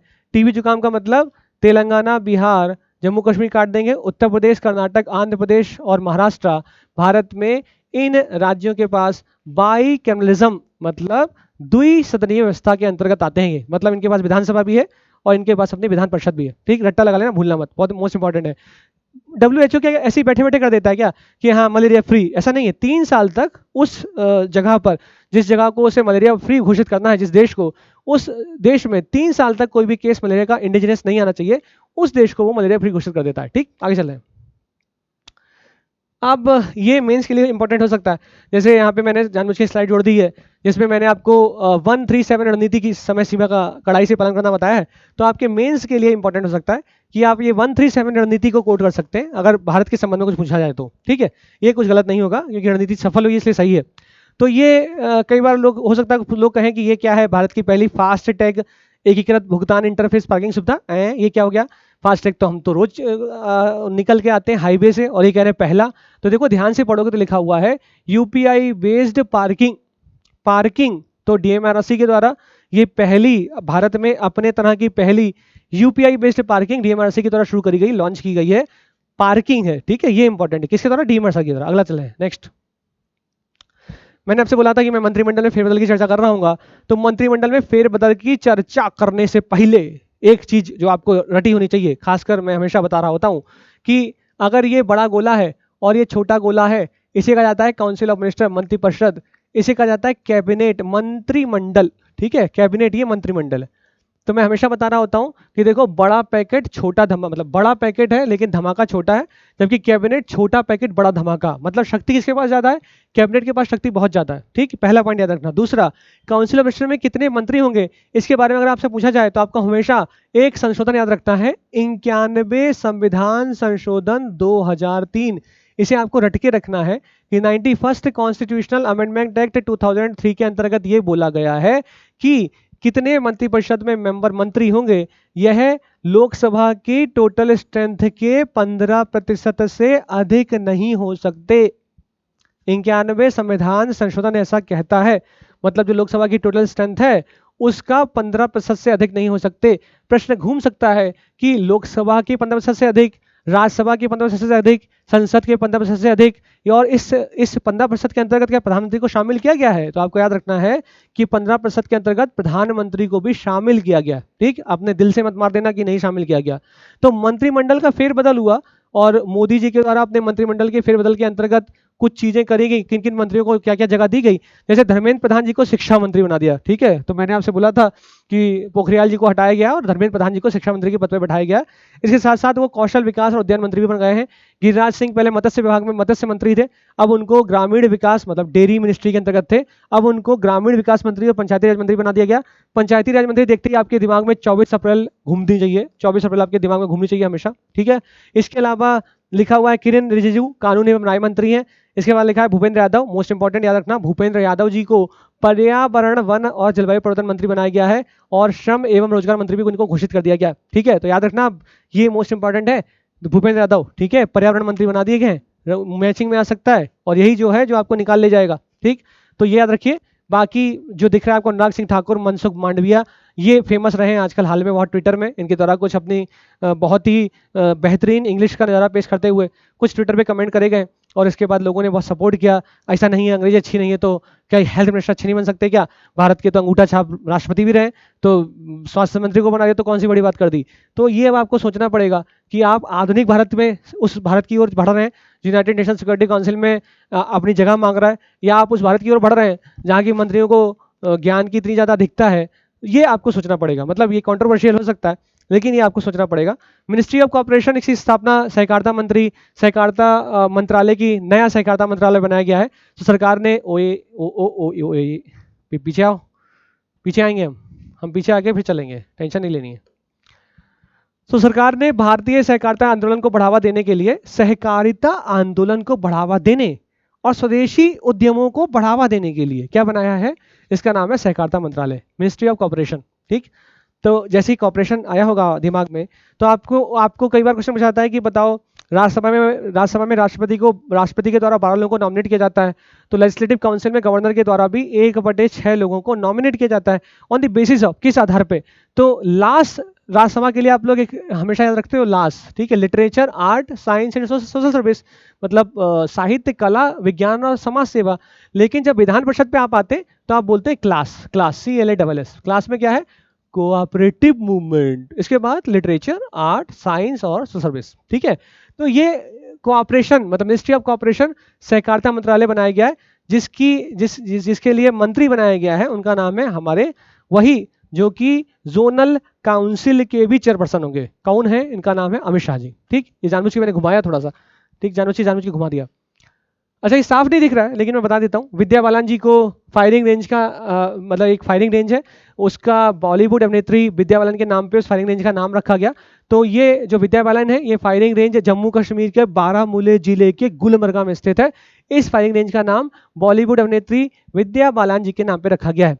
जगह का नाम नहीं पूछेगा लेकिन इस प्रकार से पूछ सकता है कि अभी हाल में ही एक फायरिंग रेंज का नाम बॉलीवुड अभिनेत्री के नाम पर रखा गया। उन बॉलीवुड अभिनेत्री का नाम क्या है? दीपिका पादुकोण, विद्या बालन और ETC। तो आप उसको एक्सेट्रा याद करते रहना कौन कौन है। ये क्या है? ग्रीस के द्वारा इंटरनेशनल सोलर अलायंस में पार्टिसिपेट कर दिया गया, साइन कर दिया, हस्ताक्षर कर दिया गया, मेंबर बन गया। ठीक, पढ़ने की आवश्यकता ज़्यादा नहीं। सी ब्रीज क्या है? What is sea breeze 2021? ये अभ्यास 28 जून 2021 को शुरू हुआ और 2 सप्ताह तक चला। इसके साथ वापस आएंगे हम वापस आएंगे, टेंशन नहीं लेंगे। मैं पेन ढूंढ रहा था, पेन ढूंढते ढूंढते निकल गया आगे की तरफ। तो सी ब्रीज ये अभ्यास 2 सप्ताह तक चला।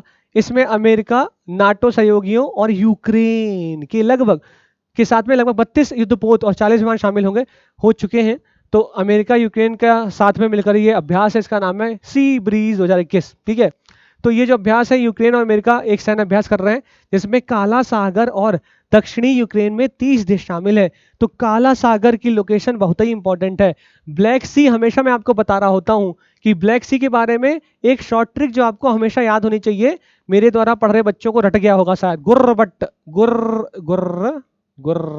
बट मतलब Georgia, Ukraine, Russia, Romania, Bulgaria, Turkey, ये वह देश हैं जो काला सागर के साथ सीमा को साझा करते हैं। ठीक, डायग्राम में दिख रहे होंगे, जैसे देखो बुल्गारिया दिख रहा है, रोमानिया दिख रहा है, यूक्रेन दिख रहा है, रशिया दिख रहा है, टर्की दिख रहा है, जॉर्जिया दिख रहा है। ठीक है, तो ये आपको दिखाई दे रहे हैं, ये जो देश हैं ये ब्लैक सी के साथ साझा करते हैं सीमा।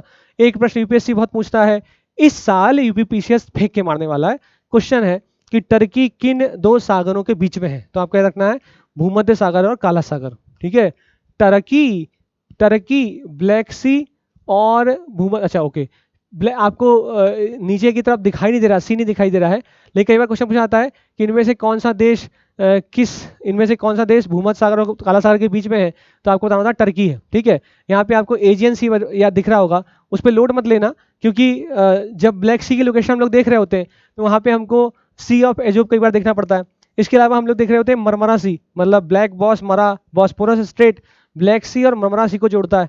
ठीक है, डार्डेनल स्ट्रेट भी है जो मरमरा सी एजेंसी को जोड़ता है। तो एजेंसी के बाद भूमध्य सागर की शुरुआत हो जाती है, तो भूमध्य सागर और काला सागर के बीच में क्या है? टर्की। ठीक, टर्की। आगे चल रहे हैं, नेक्स्ट करंट अफेयर अगला क्वेश्चन है कि 3 से 27 मार्च 2021 के मध्य किस देश की मेजबानी में आयोजित युद्धाभ्यास, इसका नाम है डेजर्ट फ्लैग 6 में भारतीय वायुसेना पहली बार भाग ले रही है? मोस्ट इंपोर्टेंट, पहली बार भाग ले रही है, ले चुकी है। 3 से 27 मार्च 2021 के मध्य ये हुआ अभ्यास, युद्धाभ्यास का नाम है desert flag 6। Desert flag most मतलब डेजर्ट फ्लैग 6-5 मत याद करो, डेजर्ट फ्लैग। तो इसका आंसर लिखा है A option Saudi Arabia, B option संयुक्त अरब अमीरात, सी ऑप्शन रूस, डी ऑप्शन कतर। सही आंसर है यूएई। युद्धाभ्यास का नाम क्या है? Desert flag. ठीक है, कहाँ भारत पहली बार पार्टिसिपेट कर रहा है? डेजर्ट फ्लैग में। किस देश के साथ ऑर्गेनाइज कराया जा रहा है, किस देश के द्वारा ऑर्गेनाइज कराया जा रहा है? तो आप बोलेंगे संयुक्त अरब अमीरात के द्वारा। ठीक, नेक्स्ट अगला अगला अगला मोस्ट इंपॉर्टेंट करंट अफेयर है, ये आने की संभावना बहुत ज्यादा बनी रहेगी इसकी, कि पूछा जाएगा कि हाल ही में भारतीय सेना के द्वारा इनमें से किस उत्तर पूर्व भारत के अंतर्गत किस राज्य में एक ग्रीन सोलर एनर्जी को इसका हार्नेसिंग प्लांट शुरू किया गया? तो green solar energy harnessing plant की शुरुआत करी गई है सिक्किम में। ठीक है, सिक्किम में किसके द्वारा? भारतीय सेना के द्वारा। मोस्ट इंपॉर्टेंट, इतना याद रखिए बस। किसी आईआईटी की सहायता ली है, आईटी मुंबई के सहयोग से इसे पूरा किया जा रहा है, इतना याद रखना है बस आपको, इसके आगे इससे ज्यादा कुछ याद नहीं रखना। ठीक, नेक्स्ट देखते हैं अगला। Next, bones of dinosaur discovered in Meghalaya. कई सारे कोचिंग संस्थाओं में क्वेश्चन करंट अफेयर में कंप्लीट कराया गया, जहाँ पे पढ़ाया गया है कि बोन्स ऑफ डायनासोर मतलब मेघालय के पश्चिमी खासी हिल जिले के पास एक इलाके से करीब 10 करोड़ साल पहले के सौरोपॉड डायनासोर, मतलब लंबी गर्दन वाले। अरे ऐसा क्यों कर रहे हो? टेंशन नहीं लेंगे, हम कलम पकड़ेंगे, कलम से आएंगे आगे की तरफ। पेन ले ले, पेन ले ले, चलेगा नहीं क्या पेन? वही कभी कभी ऐसा हो जाता है जब आप खुद में खोज रहे होते हैं चीज़ों को, तब मिल गया, बहुत सही।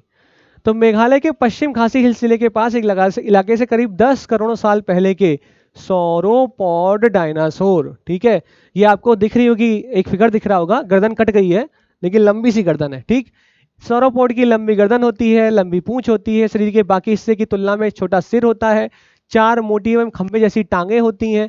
तो इंपॉर्टेंट क्या, मैंने बोला ना कई जगह पे पढ़ाया जा रहा है कि मेघालय के पश्चिमी खासी हिल्स जिले के पास सौरोपॉड डायनासोर की हड्डियों के जीवाश्म मिले हैं। ये इंपॉर्टेंट नहीं है, इंपॉर्टेंट क्या बन सकता है?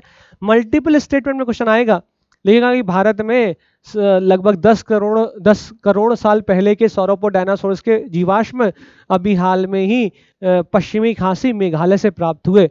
दूसरा स्टेटमेंट लिख देगा, यह भारत में प्राप्त होने वाले इस तरह का पहला मामला है। आपको याद रखना है सिर्फ मेघालय में ही नहीं ये प्राप्त हुए हैं, इससे पूर्व आपको ये इस तरीके का 5वां राज्य बन गया है। इससे पहले गुजरात, मध्य प्रदेश, महाराष्ट्र, तमिलनाडु में भी इस सौरोपॉड डायनासोर के जीवाश्म प्राप्त हुए। ठीक है, ध्यान रखना, इसको भूलना मत, क्योंकि हो सकता है सिर्फ मध्य प्रदेश हटके बैठे हो आप और उसके बाद आप हिलोगे कि ये क्या चल रहा है, मुंह में पानी आने वाला है सबके। विश्व चॉकलेट दिवस, ये मोस्ट इंपॉर्टेंट है, क्योंकि एक बार उसने पूछा कि बताओ वर्ल्ड टॉयलेट डे कब मनाते हैं, फिर उसने पूछा इंटरनेशनल मेंस डे कब मनाते हैं। दो पूछा नहीं है, लेकिन आपको विश्व शौचालय दिवस और अंतर्राष्ट्रीय पुरुष दिवस, अंतर्राष्ट्रीय महिला दिवस सबको याद रहता है। अंतर्राष्ट्रीय पुरुष दिवस अगर याद रहेगा तो विश्व शौचालय दिवस याद रहेगा।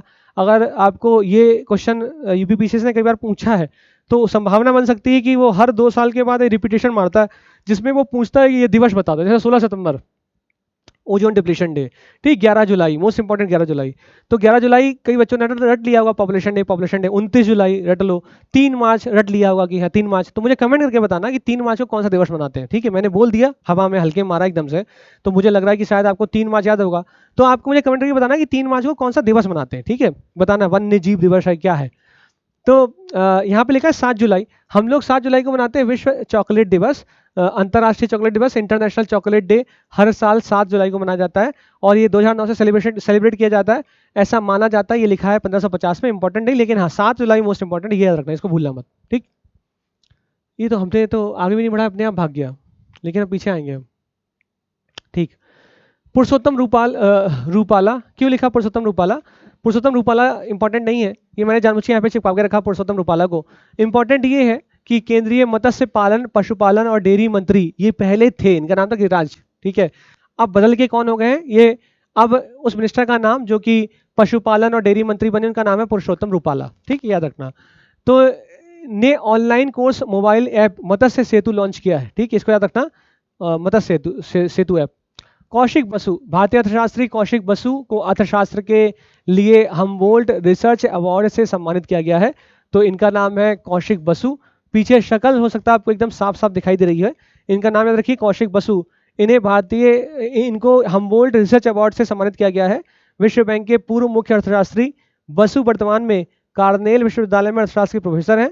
उन्होंने 2009 से 2012 तक भारत सरकार के मुख्य आर्थिक सलाहकार के रूप में भी कार्य किया है और बसु भारत में तीसरे सर्वोच्च नागरिकता पुरस्कार पद्म भूषण को भी प्राप्त कर चुके हैं, ठीक है।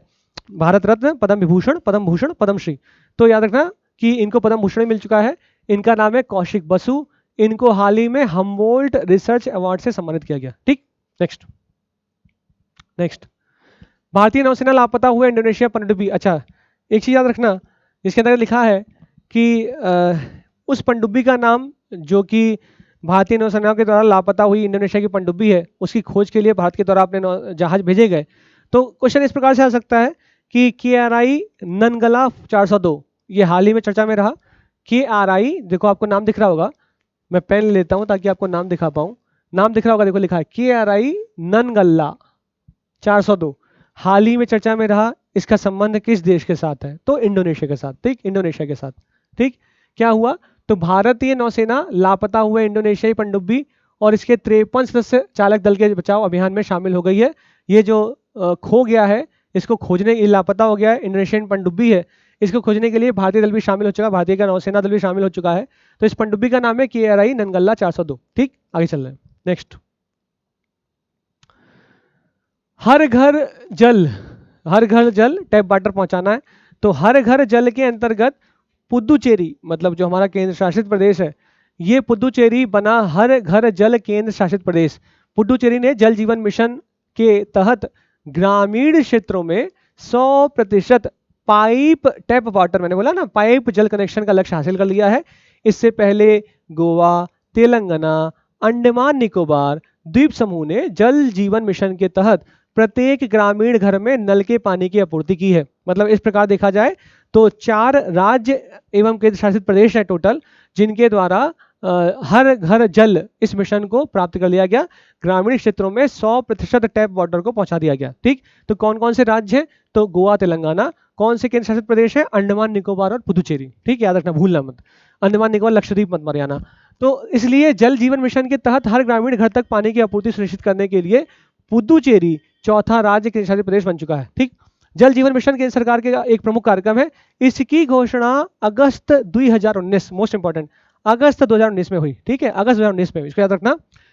इसका उद्देश्य 2024 तक, मोस्ट इंपॉर्टेंट है, याद रखना 2024 तक, क्योंकि उद्देश्य कई बार पूछे जाते हैं कि कब तक टैप वाटर की लक्ष्य रखा गया, तो आप बोलेंगे इसको 2024 तक देश के प्रत्येक ग्रामीण घर में, ठीक है, शहरी घर में नहीं, ग्रामीण घर में नल के पानी की कनेक्शन प्रदान करने का लक्ष्य रखा गया है इस जल जीवन मिशन के अंतर्गत, जिसकी शुरुआत अगस्त 2019 में हुई, ठीक। चलें आगे, नेक्स्ट, ठीक है, इतना इंपॉर्टेंट नहीं, लेकिन देख लेना आप।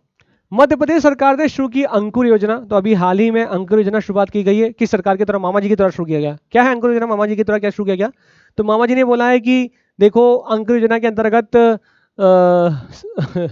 एक योजना शुरू की गई है अंकुर, इसके अंतर्गत नागरिकों को मानसून के दौरान पेड़ लगाने के लिए सम्मानित किया जाएगा। ठीक, इस पहल में भाग लेने वाले जो लोग हैं उनको कार्यक्रम में जन भागीदारी सुनिश्चित करने के लिए प्राण वायु पुरस्कार भी दिया जाएगा। ठीक है, ठीक, रोजगार नहीं देंगे लेकिन प्राण वायु पुरस्कार हम लोग जरूर देंगे, जिसके अंतर्गत आपको अगर मानसून का सेशन चल रहा है, मानसून का सीजन चल रहा है, जहाँ पे आपको पेड़ लगाना है और प्रोत्साहन क्योंकि आपको मिलता रहे, इसके लिए आपको प्राण वायु पुरस्कार मामा जी के द्वारा दिया जाएगा। ठीक, आगे चले नेक्स्ट।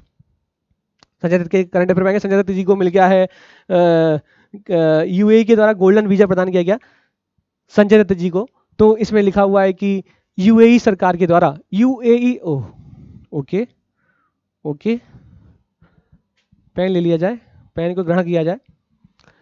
यूएई सरकार के द्वारा बॉलीवुड अभिनेता संजय दत्त को गोल्डन वीजा से सम्मानित किया गया। ठीक है, गोल्डन वीजा प्रणाली अनिवार्य रूप से उत्कृष्ट प्रतिभा वाले लोगों को दीर्घकालिक निवास प्रदान करती है। तो 2019 में यूएई ने लंबी अवधि के निवास वीजा के लिए एक नई प्रणाली लागू की है, जिससे विदेशियों को राष्ट्रीय प्रायोजक की आवश्यकता के बिना और उनके व्यवसाय के 100% स्वामित्व के साथ, मतलब ये चाहें तो वहां पर बहुत लंबे समय तक रुक सकते हैं। तो लिखा हुआ है कि यह जो वीजा प्रणाली है ये उत्कृष्ट प्रतिभा वाले लोगों को दीर्घकालिक निवास प्रदान करती है। ठीक, तो हमारे संजय जी बहुत उत्कृष्ट प्रतिभा वाले हैं। आगे चल रहे हैं। लिखा हुआ है हरियाणा सरकार, हरियाणा में क्या हुआ ऐसा, तो बंदरों का सेंसस मोस्ट इंपॉर्टेंट। यूपी इस प्रकार के प्रश्न ऐसे भर के रखता है, उससे मजा आता है। डॉल्फिन की सेंसस कहाँ पे हुई, मगरमच्छों की सेंसस कहाँ पे हुई, ऐसा कौन सा राज्य है जहाँ पे मगरमच्छों की तीनों प्रजाति पाई जाती है। अभी एक क्वेश्चन आएगा जिसके अंतर्गत मैं आपको बताऊंगा कि ऐसा वह राज्य जिसके अंतर्गत, जिस राज्य के अंतर्गत मगरमच्छ की तीनों प्रजातियां पाई जाती हैं। अकेला ऐसा राज्य भारत का उड़ीसा है, अभी आएगा थोड़ी देर में। तो मंकियों की सेंसस कहाँ पर ऑर्गेनाइज कराई गई, तो हरियाणा सरकार के द्वारा बंदरों की सेंसस जनगणना कराई गई है। तो लिखा हुआ है the wild life institute of India, एक बार फिर से आ गया। तो मैंने आपसे बोला लोकेशन देख लेना, लोकेशन यहाँ पे मैं आपको दिखा रहा हूँ, देखो लिखा है wild life institute of India कहाँ पे है, देहरादून, उत्तराखंड। ठीक है, हरिद्वार कई लोग कंफ्यूज रहते हैं, देहरादून हरिद्वार में कंफ्यूजन रहेगा, तो देहरादून याद रखना। तो the wild life institute of India recently conducted a monkey census in the state of Haryana. ठीक, याद रखना, भूलना मत, मंकी सेंसस ऑर्गेनाइज कराई हरियाणा सरकार के द्वारा। नेक्स्ट पे चल रहे हैं, अगले करंट अफेयर की तरफ बढ़ रहे हैं धुआंधार तरीके से। तो मैंने आपसे बोला देखो करंट अफेयर आने वाला है, अगली स्लाइड में लिखा हुआ है, करंट में लिखा है कि मगरमच्छों की तीनों प्रजातियों वाला एकमात्र राज्य कौन सा है, उड़ीसा। ठीक है, तो ये मगरमच्छों की तीनों प्रजातियां यहाँ पर पाई जाती हैं उड़ीसा में। भितरकनिका नेशनल पार्क अगर आपको याद होगा, मैंने आपको गहीरमत्था वाइल्ड लाइफ सेंचुरी यहाँ पे बताया है। मैंने आपको उड़ीसा के अंतर्गत बताया है कि जो ऑलिव रिडले टर्टल होते हैं, छोटे टर्टल होते हैं, ये भी अपने अंडे को फेच करने के लिए इस जगह पर आते हैं। तो गहीरमत्था मैराइन सेंचुरी याद रखना, उड़ीसा, भितरकनिका नेशनल पार्क उड़ीसा, भूलना मत। ये ऐसा राज्य है पहला जहां पर तीनों ही तरह के मगरमच्छ पाए जाते हैं। उड़ीसा मगरमच्छों की तीनों प्रजातियों वाला भारत का एकमात्र राज्य बन गया है। महानदी में सतकोशिया में मीठे पानी के घड़ियाल पाए जाते हैं। ये देखो घड़ियाल दिख रहा है आपको, ये देखो घड़ियाल है। ठीक, चोंच इनकी लंबी सी है, चोंच मतलब इनका मुंह ऐसा चोंच टाइप का है। ठीक, दूसरे हैं भितरकनिका राष्ट्रीय उद्यान में मगर। तीसरे हैं आपको खारे पानी का मगरमच्छ, सबसे बड़ा जो पीछे आपको दिख रहा मगरमच्छ है ये आपको मगर दिखाई दे रहा है। ठीक है, खारे पानी का मगर। ठीक, ये जो घड़ियाल है आपको हानि नहीं पहुंचाती है, फिश, इनको कहते हैं फिश ईटिंग मगरमच्छ। तो यहाँ लिखा हुआ है the घड़ियाल are among the longest of all living crocodile species. They are also known as fish eating species. ठीक है, ये मैंने आपको बताया मछली पकड़ के खाते हैं, तो याद रखना, भूलना मत। नेक्स्ट पे चल रहे हैं, अगले पे। नेक्स्ट, सेविंग काहे कर रहा है भाई, हमको सेविंग नहीं करना है, कैंसिल, हट। आगे SDG इंडिया इंडेक्स, तो sustainable development goal India index और डैशबोर्ड 2020-21 नीति आयोग के द्वारा लॉन्च किया गया, जिसके अंतर्गत यह नीति आयोग का तीसरा संस्करण था, जहां पर पहला स्थान सबसे बेहतरीन प्रदर्शन करने के लिए केरल को दिया गया। दूसरे स्थान पर संयुक्त रूप से 2 राज्य हैं, हिमाचल प्रदेश, तमिलनाडु, और तीसरे स्थान पे आंध्र प्रदेश, गोवा, कर्नाटक और उत्तराखंड है। सबसे नीचे स्थान पे बिहार है, बिल्कुल सोचना नहीं, बिहार मार गया ना, सोचना मत कहीं भी। और शीर्ष तेजी से आगे बढ़ने वाले राज्यों में मिजोरम, हरियाणा और उत्तराखंड है। ठीक, यहाँ पे याद रखना कि शीर्ष तेजी से उभरने के अंतर्गत हरियाणा भी है शामिल। ठीक है, पहले स्थान पे है मिजोरम, दूसरे पे हरियाणा, तीसरे पे है उत्तराखंड, जबकि टॉप में आपको दिखाई दे रहा है केरल, दूसरे स्थान पे संयुक्त रूप से हिमाचल प्रदेश, तमिलनाडु है। क्वेश्चन हिल सकता है, लिख देगा कि SDG India index and dashboard 2020-21 NITI Aayog के द्वारा जारी किया गया, इसके अंतर्गत इनमें से कौन सा कथन सही है। लिख देगा पहले स्थान पे केरल, दूसरे स्थान पे संयुक्त रूप से आंध्र प्रदेश और हिमाचल प्रदेश है, कंफ्यूज करने के लिए। तमिलनाडु को हटा देगा धीमे से, लिख देगा पहले स्थान पे तमिलनाडु है, दूसरे स्थान पे संयुक्त रूप से हिमाचल प्रदेश और केरल है। घुमाने के लिए, तो याद रखना दूसरे स्थान पे हिमाचल प्रदेश और तमिलनाडु संयुक्त रूप से है, जबकि ये जो एसडीजी इंडिया इंडेक्स है ये भारत में नीति आयोग के द्वारा जारी किया जाता है। ठीक, नेक्स्ट करंट अफेयर अगला। राष्ट्रीय मानवाधिकार आयोग के अध्यक्ष, इनका नाम है जस्टिस अरुण कुमार मिश्रा, रिटायर्ड हो चुके हैं। तो अगर आपने मेरा वीडियो नहीं देखा है पॉलिटी पर तो आपको देखना चाहिए, जहाँ पे मैंने संवैधानिक संस्थाएं और गैर संवैधानिक संस्थाओं को बहुत ही सही से कवर किया हुआ है, बहुत जो आपको जानकारी होनी चाहिए। For example national human right commission, राष्ट्रीय मानवाधिकार आयोग के अंतर्गत संशोधन हुआ है, जहां पर इनके कार्यकाल को लेकर परिवर्तन हो चुका है। इनके जो चेयरमैन हैं उनकी योग्यता मतलब क्वालिफिकेशन, मतलब उनको कौन सा व्यक्ति एनएचआरसी का मेंबर बनेगा उसके लिए कुछ फेरबदल हो गए हैं, मेंबर को लेकर फेरबदल हो गया है, तो आपको वह क्लास जरूर देखनी चाहिए। दो यहाँ पे जो इंपॉर्टेंट है वो यही कि नेशनल ह्यूमन राइट कमीशन का अध्यक्ष बनाए गए हैं जस्टिस, रिटायर्ड है, इनका नाम है अरुण कुमार मिश्रा। इनको राष्ट्रीय मानवाधिकार आयोग के अध्यक्ष के रूप में नियुक्त किया गया है। इनका कार्यकाल कितना होगा ये आप मुझे कमेंट करोगे, मैं ऑप्शन दूंगा आपको, आप मुझे कमेंट करना कि अरुण कुमार मिश्रा जी का कार्यकाल कितना होगा। ऑप्शन ए 5 साल 70 साल, जो भी जल्दी हो, चाहे 5 ईयर और चाहे 70 year age. Option B 3 year और 70 ईयर, 3 साल अथवा 70 साल एज, जो भी जल्दी हो। Option C 5 year 65 year age, और ऑप्शन डी इनमें से कौन हो नहीं, नोटा। ठीक है, NOTA, none of the above. तो आप मुझे कमेंट करना कि सर अरुण कुमार मिश्र जो कि नेशनल ह्यूमन राइट कमीशन के अध्यक्ष बनाए गए, इनका कार्यकाल ये होगा। ठीक है, लिख देना वहाँ पे कि 5 साल 70 साल या फिर 3 साल 70 साल। ठीक है, जरूर लिखना, भूलना मत, बहुत इंपॉर्टेंट क्वेश्चन है। लेकिन हाँ, बेसिक क्वेश्चन जो इंपॉर्टेंट वही है कि नेशनल ह्यूमन राइट कमीशन एक स्टैट्यूटरी बॉडी है, सांविधिक संस्था है, संवैधानिक संस्था नहीं है। दूसरा, यह आपके जीवन जीने का अधिकार को संरक्षित करती है, यह आपकी स्वतंत्रता के अधिकार को संरक्षित करती है। इसके अतिरिक्त 12 अक्टूबर 1993 को इसकी स्थापना हुई, ये इंपॉर्टेंट रखना कि इसकी स्थापना 12 अक्टूबर 1993 को की गई। ठीक, मानवाधिकार आयोग का मुख्यालय नई दिल्ली में है। यह संविधान द्वारा दिए गए मानवाधिकार जैसे कि जीवन का अधिकार लिखा है, स्वतंत्रता का अधिकार, समानता का अधिकार, इसके अलावा अंतर्राष्ट्रीय अनुबंधों के अंतर्गत जो भारत ने साइन किया है, इंटरनेशनल कोवेनेंट के में जो भारत ने साइन किया है, उनका भी संरक्षण करती है। ठीक, सर्वे भवन्तु सिग्ना इसका आदर्श वाक्य है। यह national human right commission investigation कर सकती है लेकिन दंड नहीं प्रदान कर सकती। ठीक, ठोको ताली। Next, Karnataka rank first in implementing Ayushman Bharat. Ayushman Bharat को इंप्लीमेंट करने के लिए जिस राज्य को पहली रैंक दी गई उसका नाम है कर्नाटक। इसके द्वारा सबसे अधिक हेल्थ एंड वेलनेस सेंटर खोले गए, तो पहली रैंक है कर्नाटक की, रट्टा लगा लेना। अगला है, सरकार के द्वारा आशीष चांदोरकर को भारत के WTO मिशन में निदेशक के रूप में भेजा गया है। यह पहले प्राइवेट, अब तक IAS वाईएएस को भेजते थे, ये पहले ऐसे प्राइवेट होंगे किसी संस्था के, एक निजी व्यक्ति हैं जिनको भेजा जा रहा है WTO के मिशन में निदेशक के रूप में बनाकर, मिशन में निदेशक बना के भेजा जा रहा है। इनका नाम है आशीष चांदोरकर। ठीक, नेक्स्ट,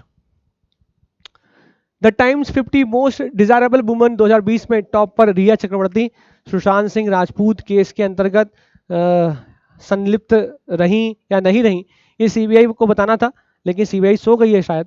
तो ये आपको याद रखना है कि the times 50 most desirable women 2007 में टॉप पर रिया चक्रवर्ती रही हैं, मोस्ट डिजायरेबल वुमेन लिखा हुआ है। इसके अलावा सेकंड नंबर पे रही है, इनका नाम है दिशा पाटनी, तीसरे नंबर पे कियारा आडवाणी, और चौथे नंबर पे रही है दीपिका पादुकोण। सॉरी, ध्यान रखना है आपको, दूसरे नंबर पे रही है एडेलाइन कैस्टलिनो, तीसरे नंबर पे रही है दिशा पाटनी, चौथे पे कियारा आडवाणी और पांचवें पे दीपिका पादुकोण। ठीक है, दूसरे नंबर पे रही है, इनका नाम है एडेलाइन कैस्टलिनो। मिस यूनिवर्स में मैंने आपको थोड़ी देर पढ़ाया था, 69वां मिस यूनिवर्स खिताब, जिसमें मैंने ये नाम आपको लिया था। थर्ड रनर अप है एडेलाइन कैस्टलिनो। तो ये द टाइम्स के 50 मोस्ट डिजायरेबल वुमेन 2020 में रिया चक्रवर्ती के बाद दूसरे नंबर पे। ठीक, याद रखना। चलिए आगे, इंपॉर्टेंट नहीं, अच्छा ये बहुत इंपॉर्टेंट है, याद रखना। ये रायमोना रिजर्व फॉरेस्ट, इसको असम का 6ठा राष्ट्रीय उद्यान घोषित कर दिया गया। ठीक है, तो रायमोना, तो पहले मैं पेन ले लेता हूँ फिर मैं आगे चलता हूँ। तो देखो लिखा हुआ है रायमोना रिजर्व फॉरेस्ट को 6ठा राष्ट्रीय उद्यान बनाया गया, कहाँ पे, असम में। ठीक है, असम में 6ठा राष्ट्रीय उद्यान है। तो अभी हाल में ही, ये हो सकता है क्वेश्चन यहाँ पे आए, अभी हाल में राजस्थान में भी भारत देश का चौथा और राजस्थान का चौथा और भारत देश का 52वां टाइगर रिजर्व घोषित किया गया। ठीक, तो राजस्थान का चौथा है, आपको अगर विषधारी याद होगा तो मोस्ट प्रोबेबली आपको याद रहेगा कि राजस्थान का चौथा और भारत का 52वां टाइगर रिजर्व अभी हाल में घोषित किया गया। ठीक, इसके अलावा असम में आप देख रहे हो कि यहाँ पे नेशनल पार्क बनाया गया, इसका नाम है 6 नंबर का, ये असम का नेशनल पार्क है। आपको नेशनल पार्क की संख्या, राष्ट्रीय उद्यान की संख्या बिल्कुल याद नहीं करनी, लेकिन हाँ किस राज्य में सबसे अधिक नेशनल पार्क है ये आपको याद होना चाहिए। ठीक, कमेंट करिएगा, नहीं कर पाए तो ढूंढिएगा कि भारत में सबसे अधिक किस राज्य में नेशनल पार्क है। आज जब यूपी स्पेशल का मैं लेक्चर अपलोड करूंगा आज या कल में, तो आपको वहां पे शायद सौरभ यादव सर के द्वारा इसको कंप्लीट किया गया होगा। ठीक, देख लीजिएगा। तो नेशनल पार्क कहाँ पे ज्यादा ही आपको, आपका होमवर्क है, सर का वीडियो देखिएगा आपको पता लग जाएगा, नहीं तो आप होमवर्क में जरूर देख लीजिए। इसके अलावा असम में सब 6वें नंबर का राष्ट्रीय उद्यान, इसका नाम है रायमोना रिजर्व फॉरेस्ट। ठीक, तो पहली लाइन लिखी है, कोकराझार जिले में रायमोना असम का 6वां राष्ट्रीय उद्यान बन गया, पहला पॉइंट। दूसरा, कोकराझार जिले में 422 वर्ग फुट का वन्यजीव निवास स्थान मानस टाइगर रिजर्व के सबसे पश्चिमी भाग से जुड़ा हुआ है, तीसरा पॉइंट। 422 वर्ग किलोमीटर के रायमोना से पहले मौजूद 5 राष्ट्रीय उद्यान काजीरंगा, कौन से? काजीरंगा, मानस, नामेरी, ओरंग और डिब्रू सैखोवा है। ठीक, पेकुआ नदी रायनुमा की दक्षिणी सीमा को प्रभावित करती है। पीसीएस पूछ लेगा कि अभी हाल ही में रायनुमा रिजर्व फॉरेस्ट को किस राज्य का 6वां नेशनल पार्क घोषित किया गया, या फिर मैचिंग करा देगी रायनुमा नेशनल पार्क कहां पर है। लेकिन आईएएस पूछेगा कि बताओ ये जो पेकुआ नदी है ये रायनुमा की दक्षिणी सीमा को परिभाषित करती है। ठीक है, लिख देगा उत्तरी सीमा को परिभाषित करती है। या ये जो पेकुआ नदी है ये रायनुमा से संबंधित है, तो आप फैलते रहोगे राय पेकुआ नदी, ये कौन सी फेकुआ नदी है, तो पेकुआ फेकुआ जो याद रह पा रहा कर लेना। लेकिन हाँ 6वां है, 5 कौन से हैं? काजीरंगा, मानस, नामेरी, ओरंग और डिब्रू सैखोवा। ठीक है, सबसे ईस्ट में कौन, सबसे पूर्व में कौन सा है? डिब्रू सैखोवा, सबसे ईस्ट में। ठीक है, असम में सबसे ईस्ट में डिब्रू सैखोवा है। अब आपको कमेंट करना है, नहीं तो खुद ढूंढना है कि सबसे वेस्ट में कौन सा है। ठीक है, क्या सबसे वेस्ट में काजीरंगा असम में है, या उसके बाद मानस है, या फिर ये सीक्वेंस जरूर याद रखना, पश्चिम से पूर्व की ओर जब आप जाओगे असम में तो सबसे पहले कौन सा पड़ेगा, उसके बाद में कौन सा पड़ेगा, उसमें बाद में कौन सा पड़ेगा, उसके बाद में कौन सा, पढ़ लेना, मोस्ट इंपॉर्टेंट आ सकता है। ठीक है, आ सकता है, आएगा जरूर। केरल में नॉलेज इकोनॉमी मिशन का शुभारंभ किया गया, कोई इंपॉर्टेंट नहीं। असम के द्वारा real time digital flood reporting और इंफॉर्मेशन मैनेजमेंट सिस्टम की शुरुआत कर दी गई, इंपॉर्टेंट नहीं, देख लो एक बार। हाँ मोस्ट इंपॉर्टेंट, मोस्ट इंपॉर्टेंट क्यों? पीसीएस ऐसे क्वेश्चन जरूर पूछता है, और खासकर वनडे एग्जाम जरूर इसको उठा के फेंक के मारेगा। आरओ पूछ सकता है, अपर में भी आ सकता है, कोई बड़ी राय नहीं है। पूछ लेगा कि अभी हाल ही में इनमें से किस राज्य के द्वारा एक सड़क को लोगों के बीच में इंजेक्शन मतलब वैक्सीनेशन को अवेयरनेस, वैक्सीनेशन की अवेयरनेस फैलाने के लिए कोवी सेफ रोड के रूप में कोवी सेफ रोड घोषित किया गया, तो आप बोलेंगे इंदौर, मतलब मध्य प्रदेश में ऐसा किया गया, याद रखना, भूलना नहीं। ठीक है, नेक्स्ट, युवा शक्ति कोरोना मुक्ति अभियान, ये भी मामा जी की तरफ शुरू किया गया है, जिसके अंतर्गत बच्चों को समूह में सिखाया जाएगा कि देखो क्या फायदा है वैक्सीनेशन का।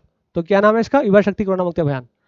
एनसीपीसीआर मतलब राष्ट्रीय बाल अधिकार संरक्षण आयोग, इसके द्वारा ये जब आप उसकी साइट पे जाओगे तो आपको उसके हेडर के अंतर्गत लेफ्ट साइड में दिखाई देगा बाल स्वराज। ठीक है, तो ये क्या है बाल स्वराज? लिखा हुआ है कि national commission for protection of child right ने कोविड-19 से प्रभावित बच्चों से संबंधित बढ़ती समस्या को देखते हुए देखभाल और सुरक्षा की आवश्यकता वाले बच्चों के लिए एक ऑनलाइन ट्रैकिंग पोर्टल जारी किया, जिसका नाम है बाल स्वराज कोविड केयर लिंक, इसको लॉन्च किया गया। ठीक है, क्वेश्चन पूछ सकता है कि बताओ बाल स्वराज कोविड केयर लिंक को लॉन्च इनमें से किस संस्था के द्वारा किया गया, क्यों किया गया, या फिर ये जो मतलब संस्था, इसका नाम है राष्ट्रीय बाल अधिकार संरक्षण आयोग।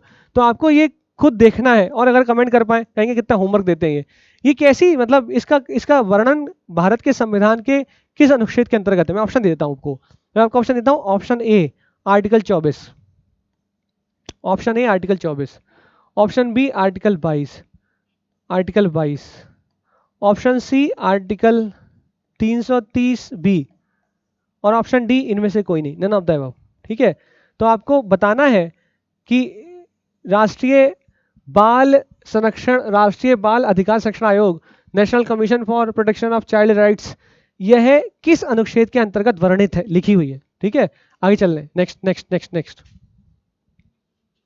स्वास्थ्य टेक्नोलॉजी, जिसके अंतर्गत स्वास्थ्य टेक्नोलॉजी के अंतर्गत CSIR और NCL पुणे के द्वारा एक ऐसी टेक्नोलॉजी बनाई गई जिसके द्वारा पानी को साफ किया जा सकता है। ठीक, अगला चले, नेक्स्ट।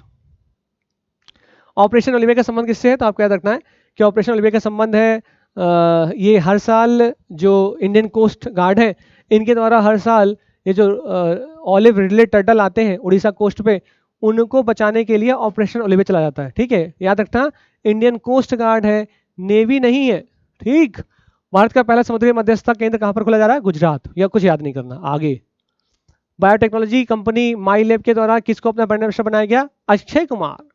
साल्ट कार्यक्रम का संबंध किस राज्य से है? आंध्र प्रदेश। क्या है साल्ट कार्यक्रम? लिखा है आंध्र प्रदेश ने सरकारी स्कूलों में मूलभूत शिक्षा को बदलने के लिए एक सपोर्टिंग आंध्र लर्निंग ट्रांसफॉर्मेशन, इसका नाम है साल्ट। ठीक है, इसको लॉन्च किया। तो किस राज्य से संबंधित है सॉल्ट? तो आप बोलेंगे आंध्र प्रदेश से। और क्या है सॉल्ट? तो आप बोलेंगे सपोर्टिंग आंध्र लर्निंग ट्रांसफॉर्मेशन।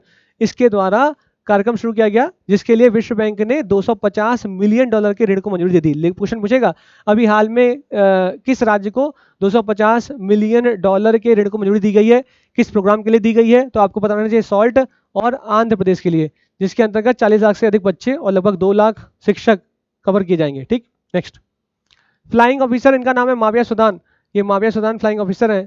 ये जम्मू कश्मीर की भारतीय वायुसेना में फाइटर पायलट के रूप में शामिल होने वाली पहली महिला बन गई जम्मू कश्मीर से। ठीक, नेक्स्ट, क्या नाम है? इनका नाम है माविया सुदान। ठीक है, फिर से देख लेते हैं नाम फिर से देख लेते हैं। नंबर उड़ गया है, क्या उड़ रहा हो भाई? दिख जाओ, मिल गया, नाम मिल गया, माविया सुदान। ठीक है, नेक्स्ट, अंतर्राष्ट्रीय योग दिवस हर साल हम लोग 21 जून को मनाते हैं। थीम है योगा फॉर वेलबींग, स्वास्थ्य के लिए योग। ठीक, इससे ज्यादा कुछ इंपॉर्टेंट नहीं। नेक्स्ट, फेसबुक ने स्फूर्ति प्रिया को शिकायत अधिकारी नियुक्त कर दिया है। जब आफत बहुत ज्यादा मचाई सरकार ने, तो फेसबुक के द्वारा अपने शिकायत अधिकारी के रूप में स्फूर्ति प्रिया को नियुक्त किया गया है। ठीक, next next next next, INS Vikrant, most important, याद रखना भारत का पहला स्वदेशी एयरक्राफ्ट कैरियर है। ठीक है, स्वदेशी एयरक्राफ्ट कैरियर है। IAS ऑनलाइन में पूछता है, PCS की इससे ज्यादा वैल्यू है नहीं, मतलब इससे ज्यादा भड़के वो कभी आएगा नहीं। वो भी ऐसे पूछेगा कि हाल ही में चर्चा में INS विक्रांत का क्या संबंध है, या फिर भारत का इंडिजीनियस स्वदेशी एयरक्राफ्ट कैरियर का नाम क्या है जो हाल में चर्चा में रहा, जिसको 2022 तक कमीशन करना है। तो आप बोलेंगे INS विक्रांत। ठीक है, किसके द्वारा बनाया जा रहा है? तो आप बोलेंगे कोचीन शिपयार्ड के द्वारा। नेक्स्ट, विश्व का पहला जेनेटिकली मॉडिफाइड रबड़ का पौधा कहां पर ये लगाया गया? तो आप बोलेंगे इसको असम में लगाया गया। पढ़ लीजिएगा जेनेटिकली मॉडिफाइड का मतलब क्या होता है। असम में रबड़ बोर्ड द्वारा गुवाहाटी के पास सरुतारी में बोर्ड के फॉर्म पर दुनिया का पहला आनुवांशिक रूप से संशोधित जेनेटिकली मॉडिफाइड रबड़ का पौधा लगाया गया है। ये दुनिया का पहला है, मोस्ट इंपॉर्टेंट। ठीक, नेक्स्ट, मिलनाडु, ये आर्थिक सलाहकार, सॉरी मिलनाडु नहीं तमिलनाडु कर लो, यहाँ पे ये मिलनाडु लिख गया, तमिलनाडु। ओके, तमिलनाडु के द्वारा क्या किया गया? अभी हाल में तमिलनाडु के द्वारा आर्थिक सलाहकार पैनल बनाया गया, जिसके अंतर्गत रघुराम राजन को तो शामिल किया गया है, लेकिन रघुराम राजन के अलावा आपको याद रखना है एस्थर डुफ्लो, भारतीय रिजर्व बैंक के पूर्व गवर्नर रघुराम राजन, ये तो हैं। इनके अलावा 5 सदस्यीय आर्थिक सलाहकार परिषद, मतलब इनको शामिल करके 5 सदस्यीय है, जिसमें अन्य लोग हैं रविंद्र सुब्रमण्यम, ज्याम द्रेस और S नारायण। ठीक है, नेक्स्ट चल रहे हैं। वर्ल्ड गिविंग इंडेक्स 2021 में भारत की रैंकिंग क्या है? तो याद रखना वर्ल्ड गिविंग इंडेक्स जो कि किसी बड़ी संस्था के द्वारा नहीं निकाला जाता, ये world giving index charity and foundation के द्वारा निकाला जाता है, CAF के द्वारा निकाला जाता है। तो चैरिटी एंड फाउंडेशन के द्वारा निकाला जाता है, यूनाइटेड किंगडम में स्थित एक अंतरराष्ट्रीय संस्था है। तो आपको याद रखना है कि वर्ल्ड गिविंग इंडेक्स में भारत की रैंकिंग जो है वह है 14वें स्थान पर। ठीक है, 114 देशों में वर्ल्ड गिविंग इंडेक्स रैंकिंग में इंडोनेशिया शीर्ष पर है। इसके बाद शीर्ष 5 में क्रमशः केन्या, नाइजीरिया, म्यांमार और ऑस्ट्रेलिया है। ठीक है, तो आज हम लोग यहीं तक रखते हैं। इसके अलग करंट अफेयर क्योंकि हम लोग बहुत स्लो कर रहे हैं, तो आज हम लोग यहीं तक रखते हैं। बाकी मैं आपको इसकी PDF प्रियांशु दुबे ऑफिशियल के अंतर्गत शेयर कर दूंगा। अब ज़्यादा कुछ इस पे बचा नहीं है, बहुत सिंपल से करंट अफेयर बचे हुए हैं, तो इनको हम आज यहीं तक रखते हैं। लेकिन इसमें आपको एक चीज़ बता देता हूँ मैं कि इंश्योरेंस बिजनेस के अंतर्गत आप लोग टेलीग्राम ग्रुप जो प्रियांशु दुबे ऑफिशियल है उसको आप लोग ज्वाइन करें। साथ में यूट्यूब का चैनल इंश्योरेंस बिजनेस को सब्सक्राइब कर लें, जिसमें आप देख रहे हैं उसको सब्सक्राइब करें, लाइक करें, शेयर करें, ताकि और लोगों तक हम लोग पहुँच पाएँ। टेलीग्राम ग्रुप को ज्वाइन कर लें ताकि यहाँ पर जो PDF डाली जाती है या फिर जो भी कंटेंट यहाँ पर डाला जाता है जो आपके UP PCS 2021 के 24 अक्टूबर से संबंधित है, इसको जरूर देखें। तो थैंक यू सो मच। जय हिंद, जय भारत।